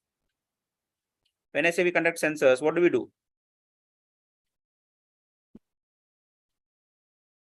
We count, right, how big we are growing, right? Count the population. Yes, Purnima. Did we surpass China's population or not, right? We want to keep a tab on that. And one day we did surpass, right? So this year we have surpassed China as well. Correct? So, sorry. If I want to understand, guys, okay, what is the average height of Indians? How can I calculate the average height of Indians, guys? What is the brute force method? How do we calculate any average? Yes, Bushra, mean. How do we calculate average? Average is nothing but, say suppose I want to take the average of 1, 4 and 6 and 3. How much is this? 14. 14 divided by 4 will be your average, right? So I have to take observation of each of the data point and divide by the number of data points. That is how I find average. So if I want to find the average height of Indians, what does that indicate? What will I have to do?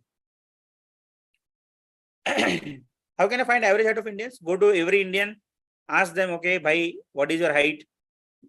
Jot down. Go to all 140 crore people, right? And take down their heights, divide by 140 crore.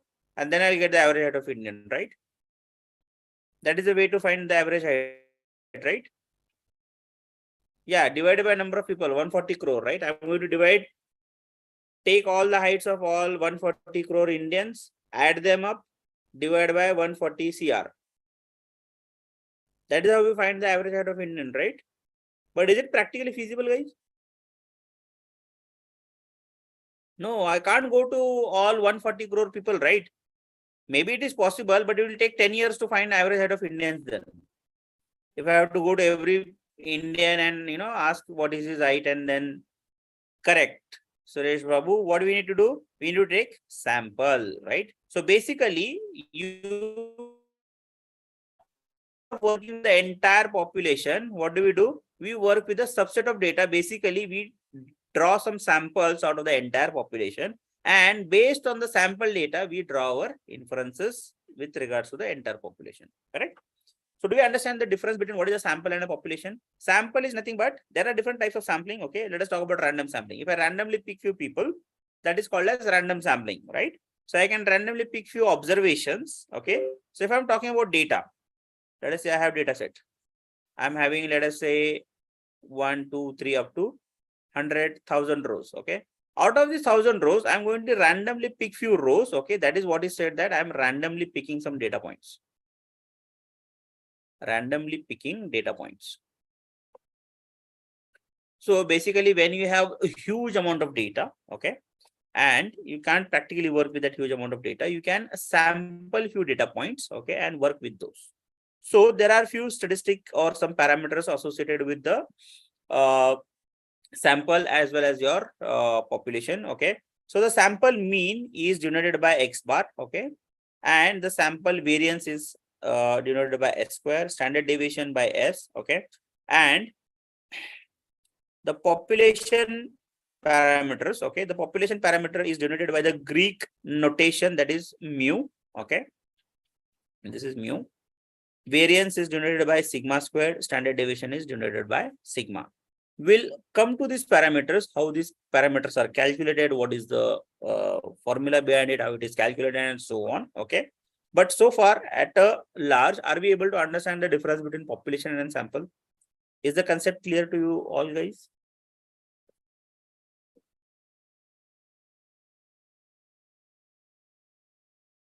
Sirisha says yes. Okay, great. All right. So let's move on if you guys are clear with the concepts. Okay, so there are two types of statistics. Okay, we have to deal with. One is your descriptive stats and one is your inferential stats. Now, what is descriptive stats? Descriptive stats is nothing but, as the name says, it describes the data. Its job is to describe the data. Now, how can we describe the data that has been given to us? Let us say I have collected the sales data for past 3 quarters.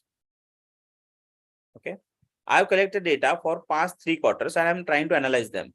Now, it might be the case that the sales is doing good over the past 3 quarters. So let us say first quarter, second quarter, and third quarter. Okay. So over the period of 3 quarters, okay, the sales has been increasing. It is increasing. It is an uptrend, right? It can be a case that the sales might be in a decreasing trend as well. Okay. The sales are declining over a period of 3 quarters. Okay. So you can have sales which are declining or it can be an increasing trend. Okay. Now, where is this data coming from? This is past 3 quarters data, the past data. Okay. So I've collected the past data. Okay.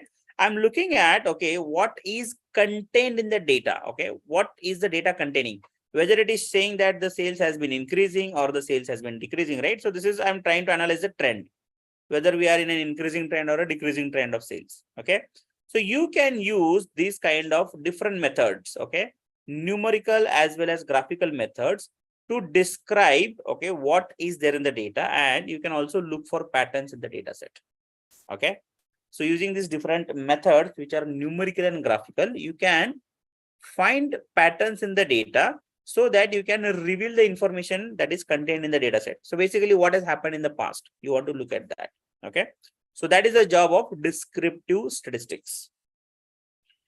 And this we do on the sample data. Now, why sample data? I have been into business from 10 years, but what I have just collected past 3 quarters of data. So I have sampled the data. I have selected only last 3 quarters data. So I took a subset of the data. That is what I call it as a sample. So I'm going to run descriptive stats on that sample and figure out whether I'm doing good in sales or whether I'm doing not so good in sales. Clear? What is descriptive stats? Yes, Hitesh, we can use visualization, graphical techniques as well as numerical techniques. We are going to look at both the techniques. Okay. All right. And opposed to that, okay, inferential stats. Now, what is inferential stats? In inferential stat, we use the sample data. Okay. We use the sample data to draw conclusions about the population data. The larger set of data is nothing but your population data.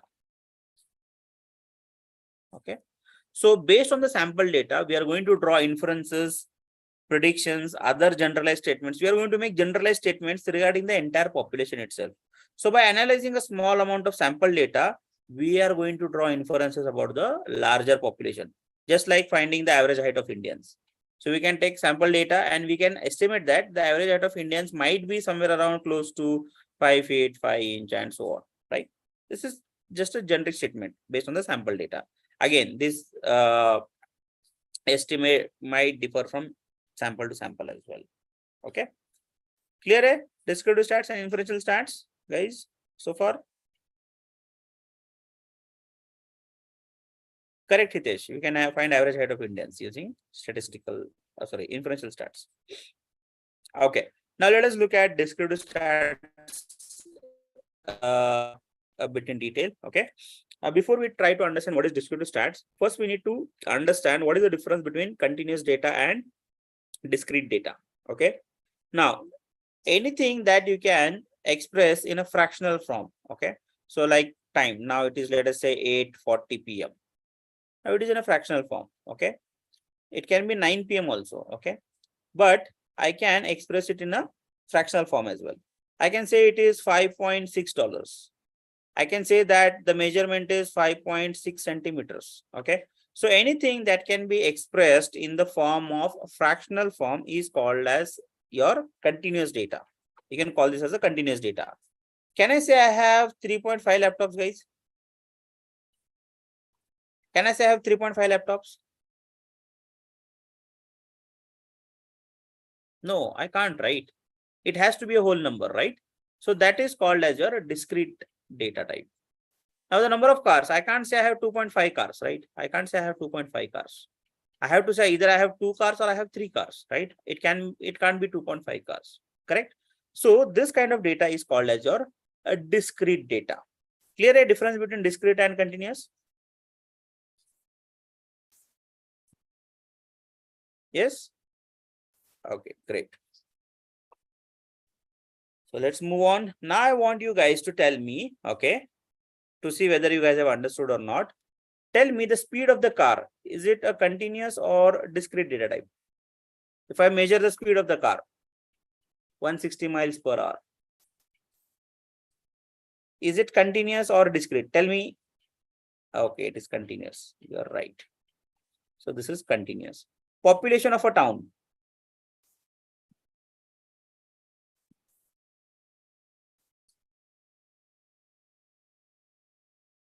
Oh, who is saying continuous? Sirisha, can I say I have 1.5 children? No, right? Yes, it has to be discrete. Okay, length of the crocodile. Anything that is a measurement, length, height, width, right? Everything is continuous.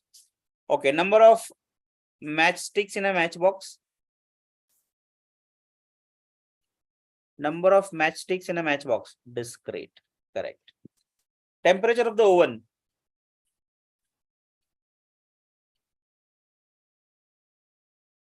Correct. It has to be continuous, right? Yes. Okay. Number of goals in a football season. Discrete. I can't. I made 1.5 goals, right? Yeah. Okay. Number of shirts in your wardrobe.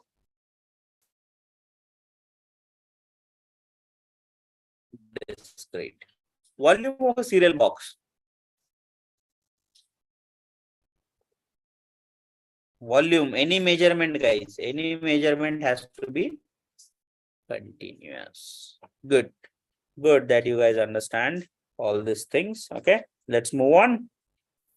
Okay, so now we are going to look at the numerical measures of descriptive stats. So numerical measures comprise of mean. Okay, let me put it in this way. Let me take one. Okay, let me write it here. So statistics. Let us quickly summarize what we did so far. Statistics can be of 2 types. One is your discrete stats and other is your continuous statistics, or inferential statistics and your descriptive stats. Okay, so this is descriptive stats, this is inferential stats. In descriptive stats, what do? We describe the data using either numerical methods or graphical techniques. Okay, as a part of numerical methods, we are going to talk about measures of central tendency and measures of variability.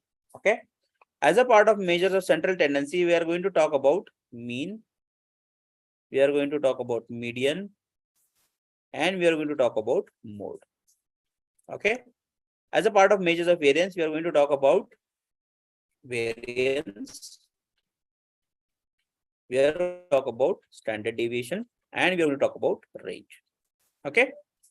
I will talk about the graphical techniques later, but we are over here. Okay. So we are going to talk about the measures of central tendency first. Okay. And then we are going to talk about the measures of variance. Clear, guys? With me so far?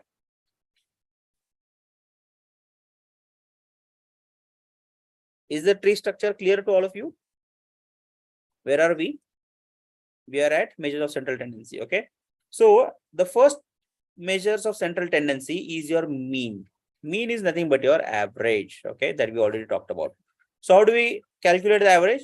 So we can calculate the mean or average for both continuous data type as well as your discrete data type, right? So whether you have hit a ball or not, right, is a discrete data. Now the weights, anything that is a measurement is in a continuous format, right? So you can sum up all of those number of data points divided by the number of data points. That is what will give you an average. I hope average is very much clear, right? We need not discuss this in more detail. Very much clear? Okay. Now let us look at the median. Now what is a median? Median is nothing but the middlemost element in your data set.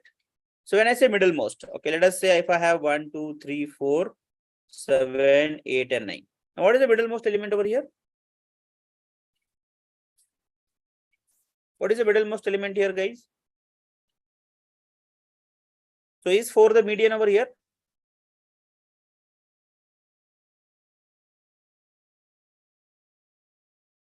Okay. How many guys say that 4 is the median over here?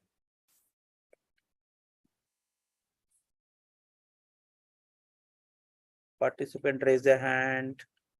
Yes, Hitesh.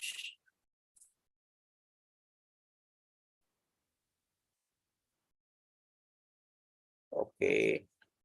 All right. Yes, 4 is the median, middlemost element, guys. Okay. Now, this is already in a sorted order. Okay. But if I had 1, 4, 2, 3, 6, and 8, then what would have been the median, guys, over here?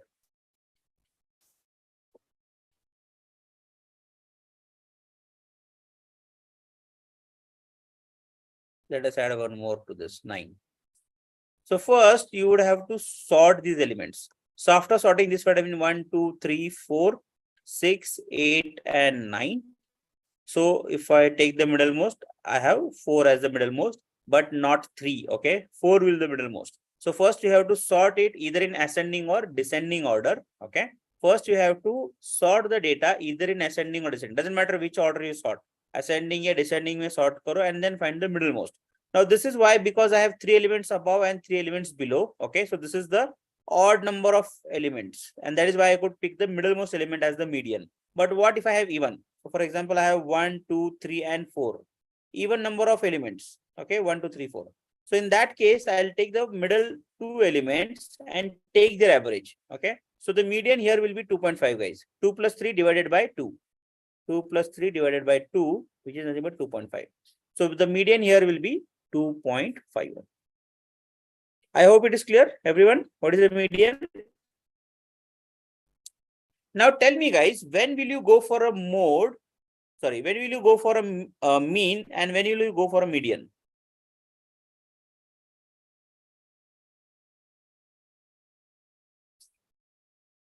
Okay.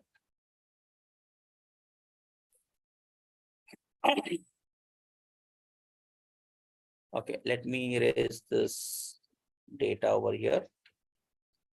Okay, let me show you. So let us say, guys, I have 2 data sets. Let us say I have D1. Let us say I have D2. Okay. In data set 1, let us say I have elements such as 1, 2, 3, 4, 5. Now tell me, guys, what is the mean? Mean kitna iska? Mean is nothing but 1 plus 2 plus 3 plus 4 plus 5 divided by 5. So this is 10, 15 by 5. 15 by 5 kitna hota hai? 3. So mean is 3. Okay. Now tell me what is the median here, guys? What is the median here in this data set 1? That is also 3, middlemost, right? Okay. Now let us say I have almost a similar data set. Okay. Now tell me what will be the mean and median for this.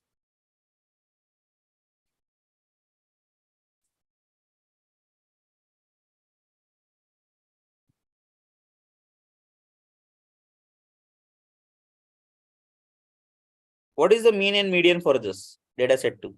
Yes, 6 is the mean. Or median kitna hai? 3. But both the data sets are almost similar, guys. Why there is so much difference in the mean?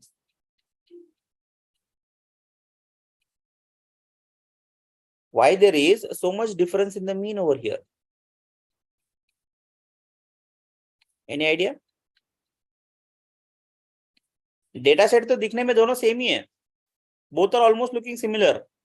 But why is there difference in the mean over here? Large gap in the value, right? If you look here, first 4 elements in both the data sets are exactly identical. But if you look at the 5th element, over here we have value 5 and here we have value 20, right?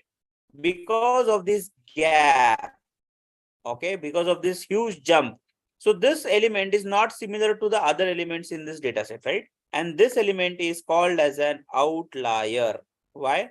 An extreme observation which is too far away or too different from the other values in the data set is called as an outlier. Okay, guys. So that is an outlier. Okay. And whenever you have outliers, they affect your mean. The mean calculation is affected because of outliers. And that is why they are not a true representation of the central tendency. They are not a true representation of the central tendency. And that is the reason when you have outliers,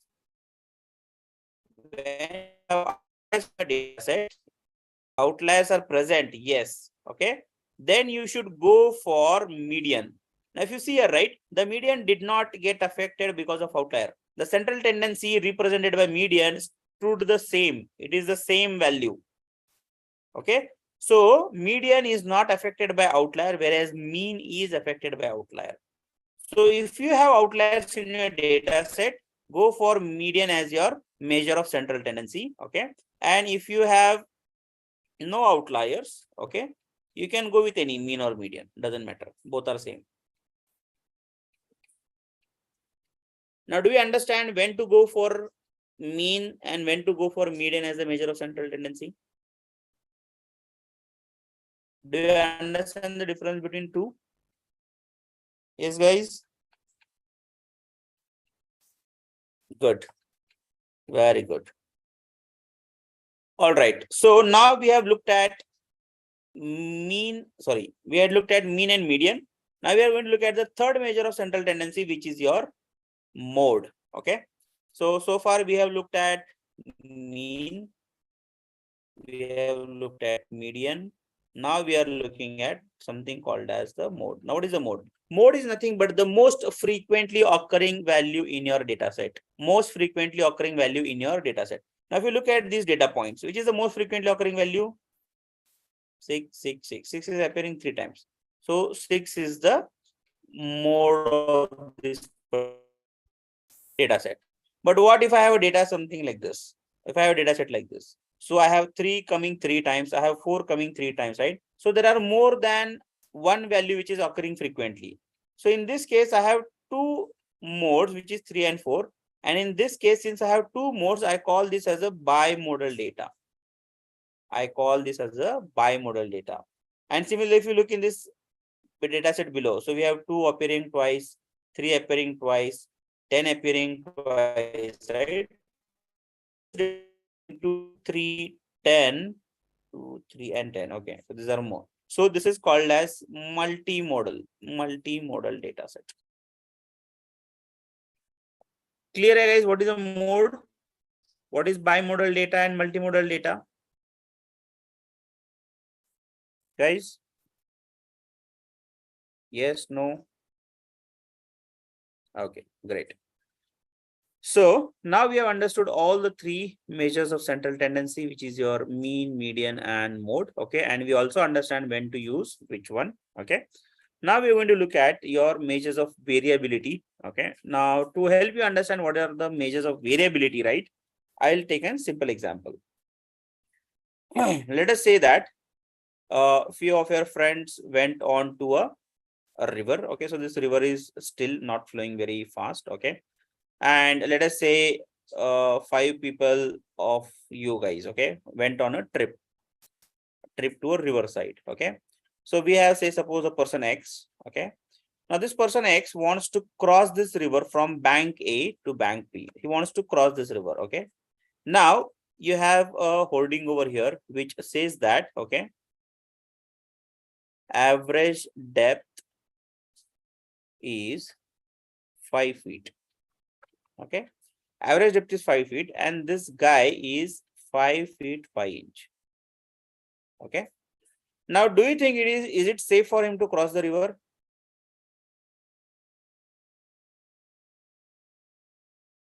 Based on this data that I have given to you, is it safe for this person to cross this river? So Suresh Babu is saying yes. Akash, Aman, these guys are saying yes. Rutuj is also saying yes. Okay. Shabnam is saying no. Why, Shabnam? Why do you think it is not safe to cross the river? Shabnam is thinking a bit differently. So Shabnam is saying it is average. It's not the exact depth. Bang on, Shabnam. Correct. So Hitesh, we are ignoring the flow. Okay. The river is steady. Don't worry about that. So basically what we are trying to say here is, if you look at the depth over here might be, let us say at the banks, usually it is 1 feet. Let us say if you go deeper, it is 2 feet. Okay. At the middle of the river, the depth can be 10 feet as well. See, this is an average depth, guys. Average is misleading. At some point, it can be 1, it can be 2, it can be 10 plus 1 and plus 1. Okay. So if I take all these observations divided by the number of observations, this is where this is coming to be 5 feet. So average is 5 feet. There can be some values which can be too extreme. Okay. So if you see this, there is 10 feet depth at the middle of the river, this guy is going to drown, right? Do you want him to drown? Vatsalya, you can't hear me? Guys, am I audible?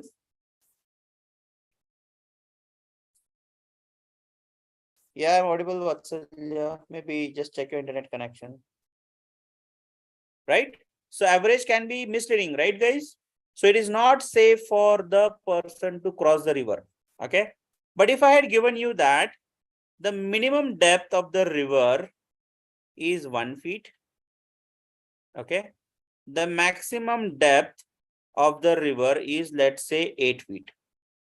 Now tell me, can you make a decision now whether it is safe to cross the river or not? Yes, you can make the decision very easily, right? Because now you know what is the minimum depth and the maximum depth of the river, right? So in this case, you can clearly decide it is not safe to cross the river, right? So this minimum maximum depth is nothing but your range.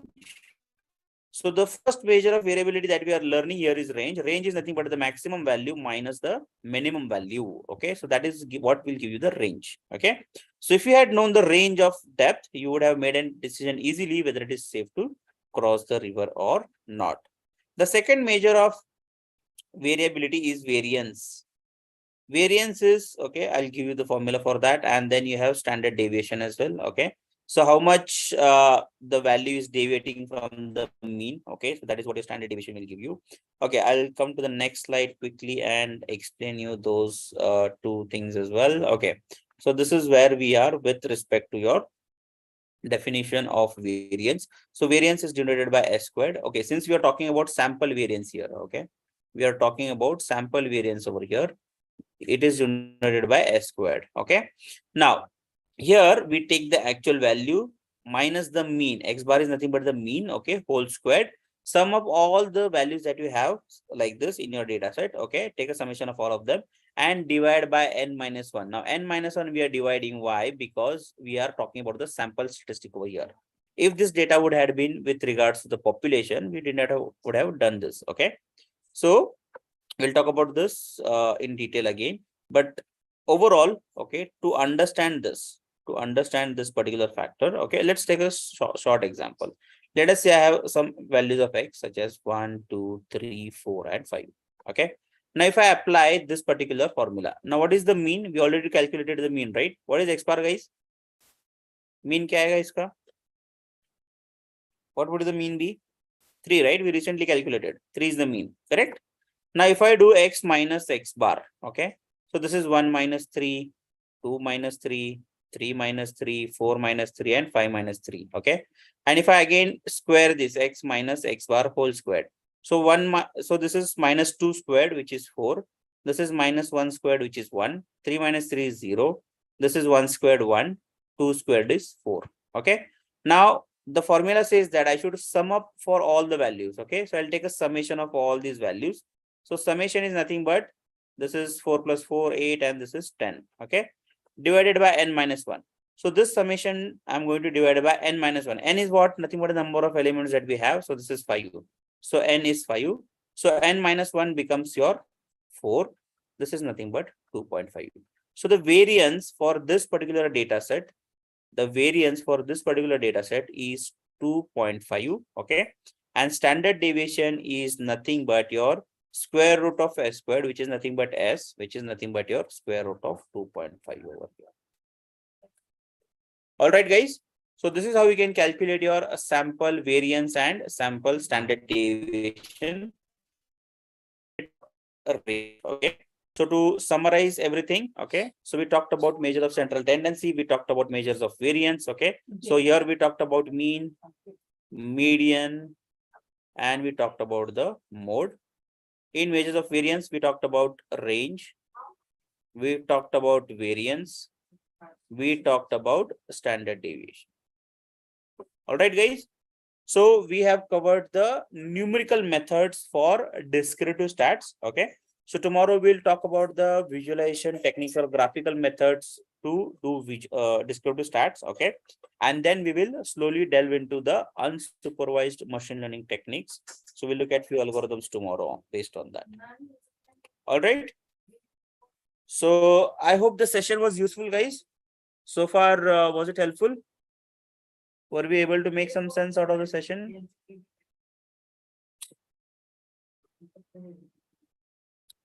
Okay, Sakshi, Onkar, Hitesh. All right, great. All right, guys. I hope the session was helpful. So as I can see the feedback, it has been helpful. Okay. So any doubts you have, you can ask me tomorrow. You can look at the recording of this video and we can discuss more in the tomorrow session as well. All right, guys. So thanks for attending this session. Okay. Have a great evening. Okay. See you guys tomorrow again at 7 p.m. Thank you, guys. Good night.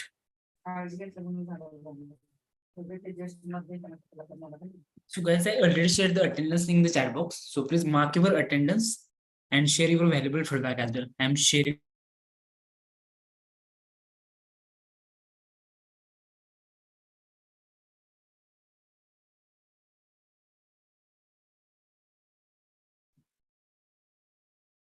Guys, please mark your attendance. I already shared in the chat box and share your feedback as well. I'm sharing over YouTube, guys.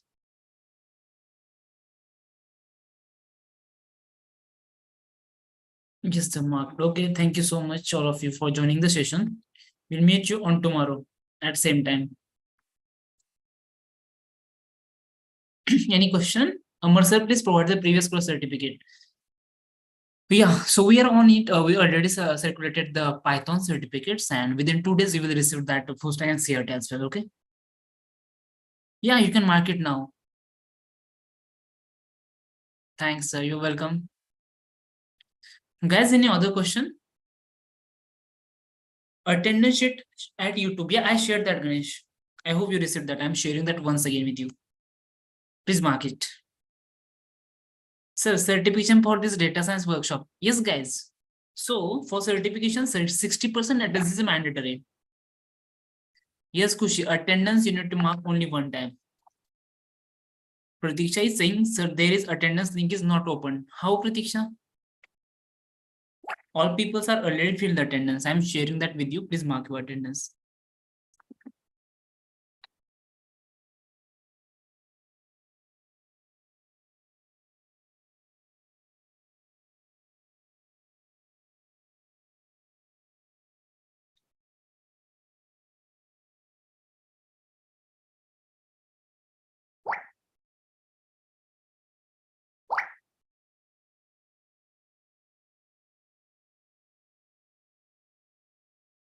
Where is the attendance sheet? Monica is shared in the chat box. Ayush is asking. Can you repeat what you just said? What I said? Can you elaborate, Kushi? Sir, where can we access the video after the session is over? So, Kushi, recordings of the sessions will available over the LMS for lifetime. LMS is a learning management system. I hope all of you guys have LMS access. Sir, I have not registered in this course. Did I get the certificate? So, meaning definitely you will get the certificate, but for recorded sessions and material, please do a registration. If you want, I will share the registration link with you. Sorry, guys.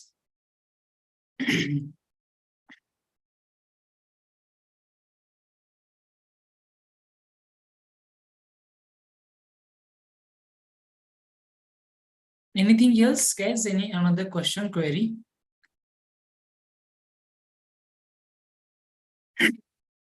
Sorry, guys, my throat is not good actually. LMS account in, sir. My name is get wrong. I don't have LMS access. Link is not opening. Sir, you can provide certificate for this course. Yes, certificate is there. Just 60% attendance is mandatory. Yes, guys, if you don't have any query or question and you marked your attendance, then you can leave the session. We'll meet you on tomorrow at same time. Hitesh, your session. Sir, actually, I got the Zoom meeting message from my official college group. My HOD has sent it in the group. So how can I join it? So Hitesh, if you're not registered for that program, I'm sharing that link with you in the chat box. Please register, then you will get a LMS access as well. Ayush, after the completion of the program, you will get the certificate within 7 to 8 working days.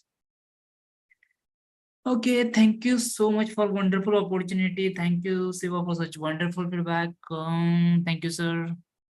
Thank you. You have explained everything in a simple way that even a non-IT person can also understand. Thanks a lot for such wonderful feedback. Guys, anything else? We'll be there for 2 more minutes at 8:10. Sorry, at 9:10, we'll wind up the session. So there is one question: how many days will the course will be there? So course duration is for 10 hours, next 5 days, Monday to Friday, 7 p.m. to 9 p.m. Lavanya, clear? Yes, sir. Thank you, sir. Okay. Any another question, guys? YouTube people's any query, any question? No, sir. Okay, Monica. Sir, is there any offline possibility in future? Yes, Hitesh. So for more information, drop an email to edl@excelr.com. And I'm sharing my number with you, Hitesh.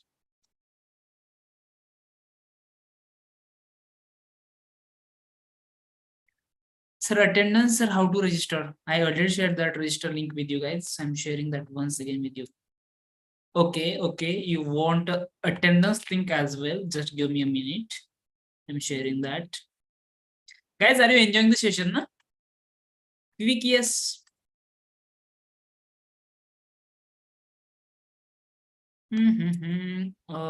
Thank you, sir. Sir, how to join? How today you join? You need to follow same process. Yes, sir. Yes, sir. Okay, that's great then. Link was opening to me, sir. Okay, Varshita, thank you. Thanks for the class. You're welcome, Mahesh. We need to register for tomorrow also, sir. No, only one time registration is there. No need to register once again. But thing is that for getting the certificates, you need to mark attendance on a daily basis because 60% attendance is mandatory. Please make a note. When will you provide the certificates? So after completion of the program, we'll provide the certificates. Arya saying thanks, sir. Thank you so much, sir. You're welcome, guys. No more questions. Okay, Shiva. Thank you, sir. No queries. You are welcome, guys. Yeah, Mini, don't worry. You will receive that. Mini Glory, I hope I'm calling your name perfectly. Okay, sir. Thank you so much. You are welcome, all of you. So, guys, thank you so much, all of you, for joining the session. And we'll meet you on tomorrow. For further queries, I will take it up in the tomorrow session. Okay, there is one more question. Can we submit the attendance in ExcelR on learning.com website also? I mean learning portal. Yes, Anjans.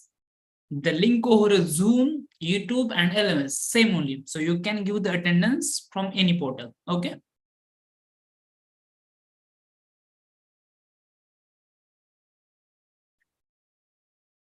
No. Whatever the procedure you follow to join today's session, join a session by using same way for tomorrow as well.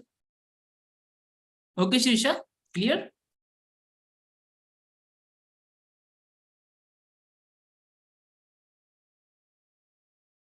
Okay, sir. Thank you very much.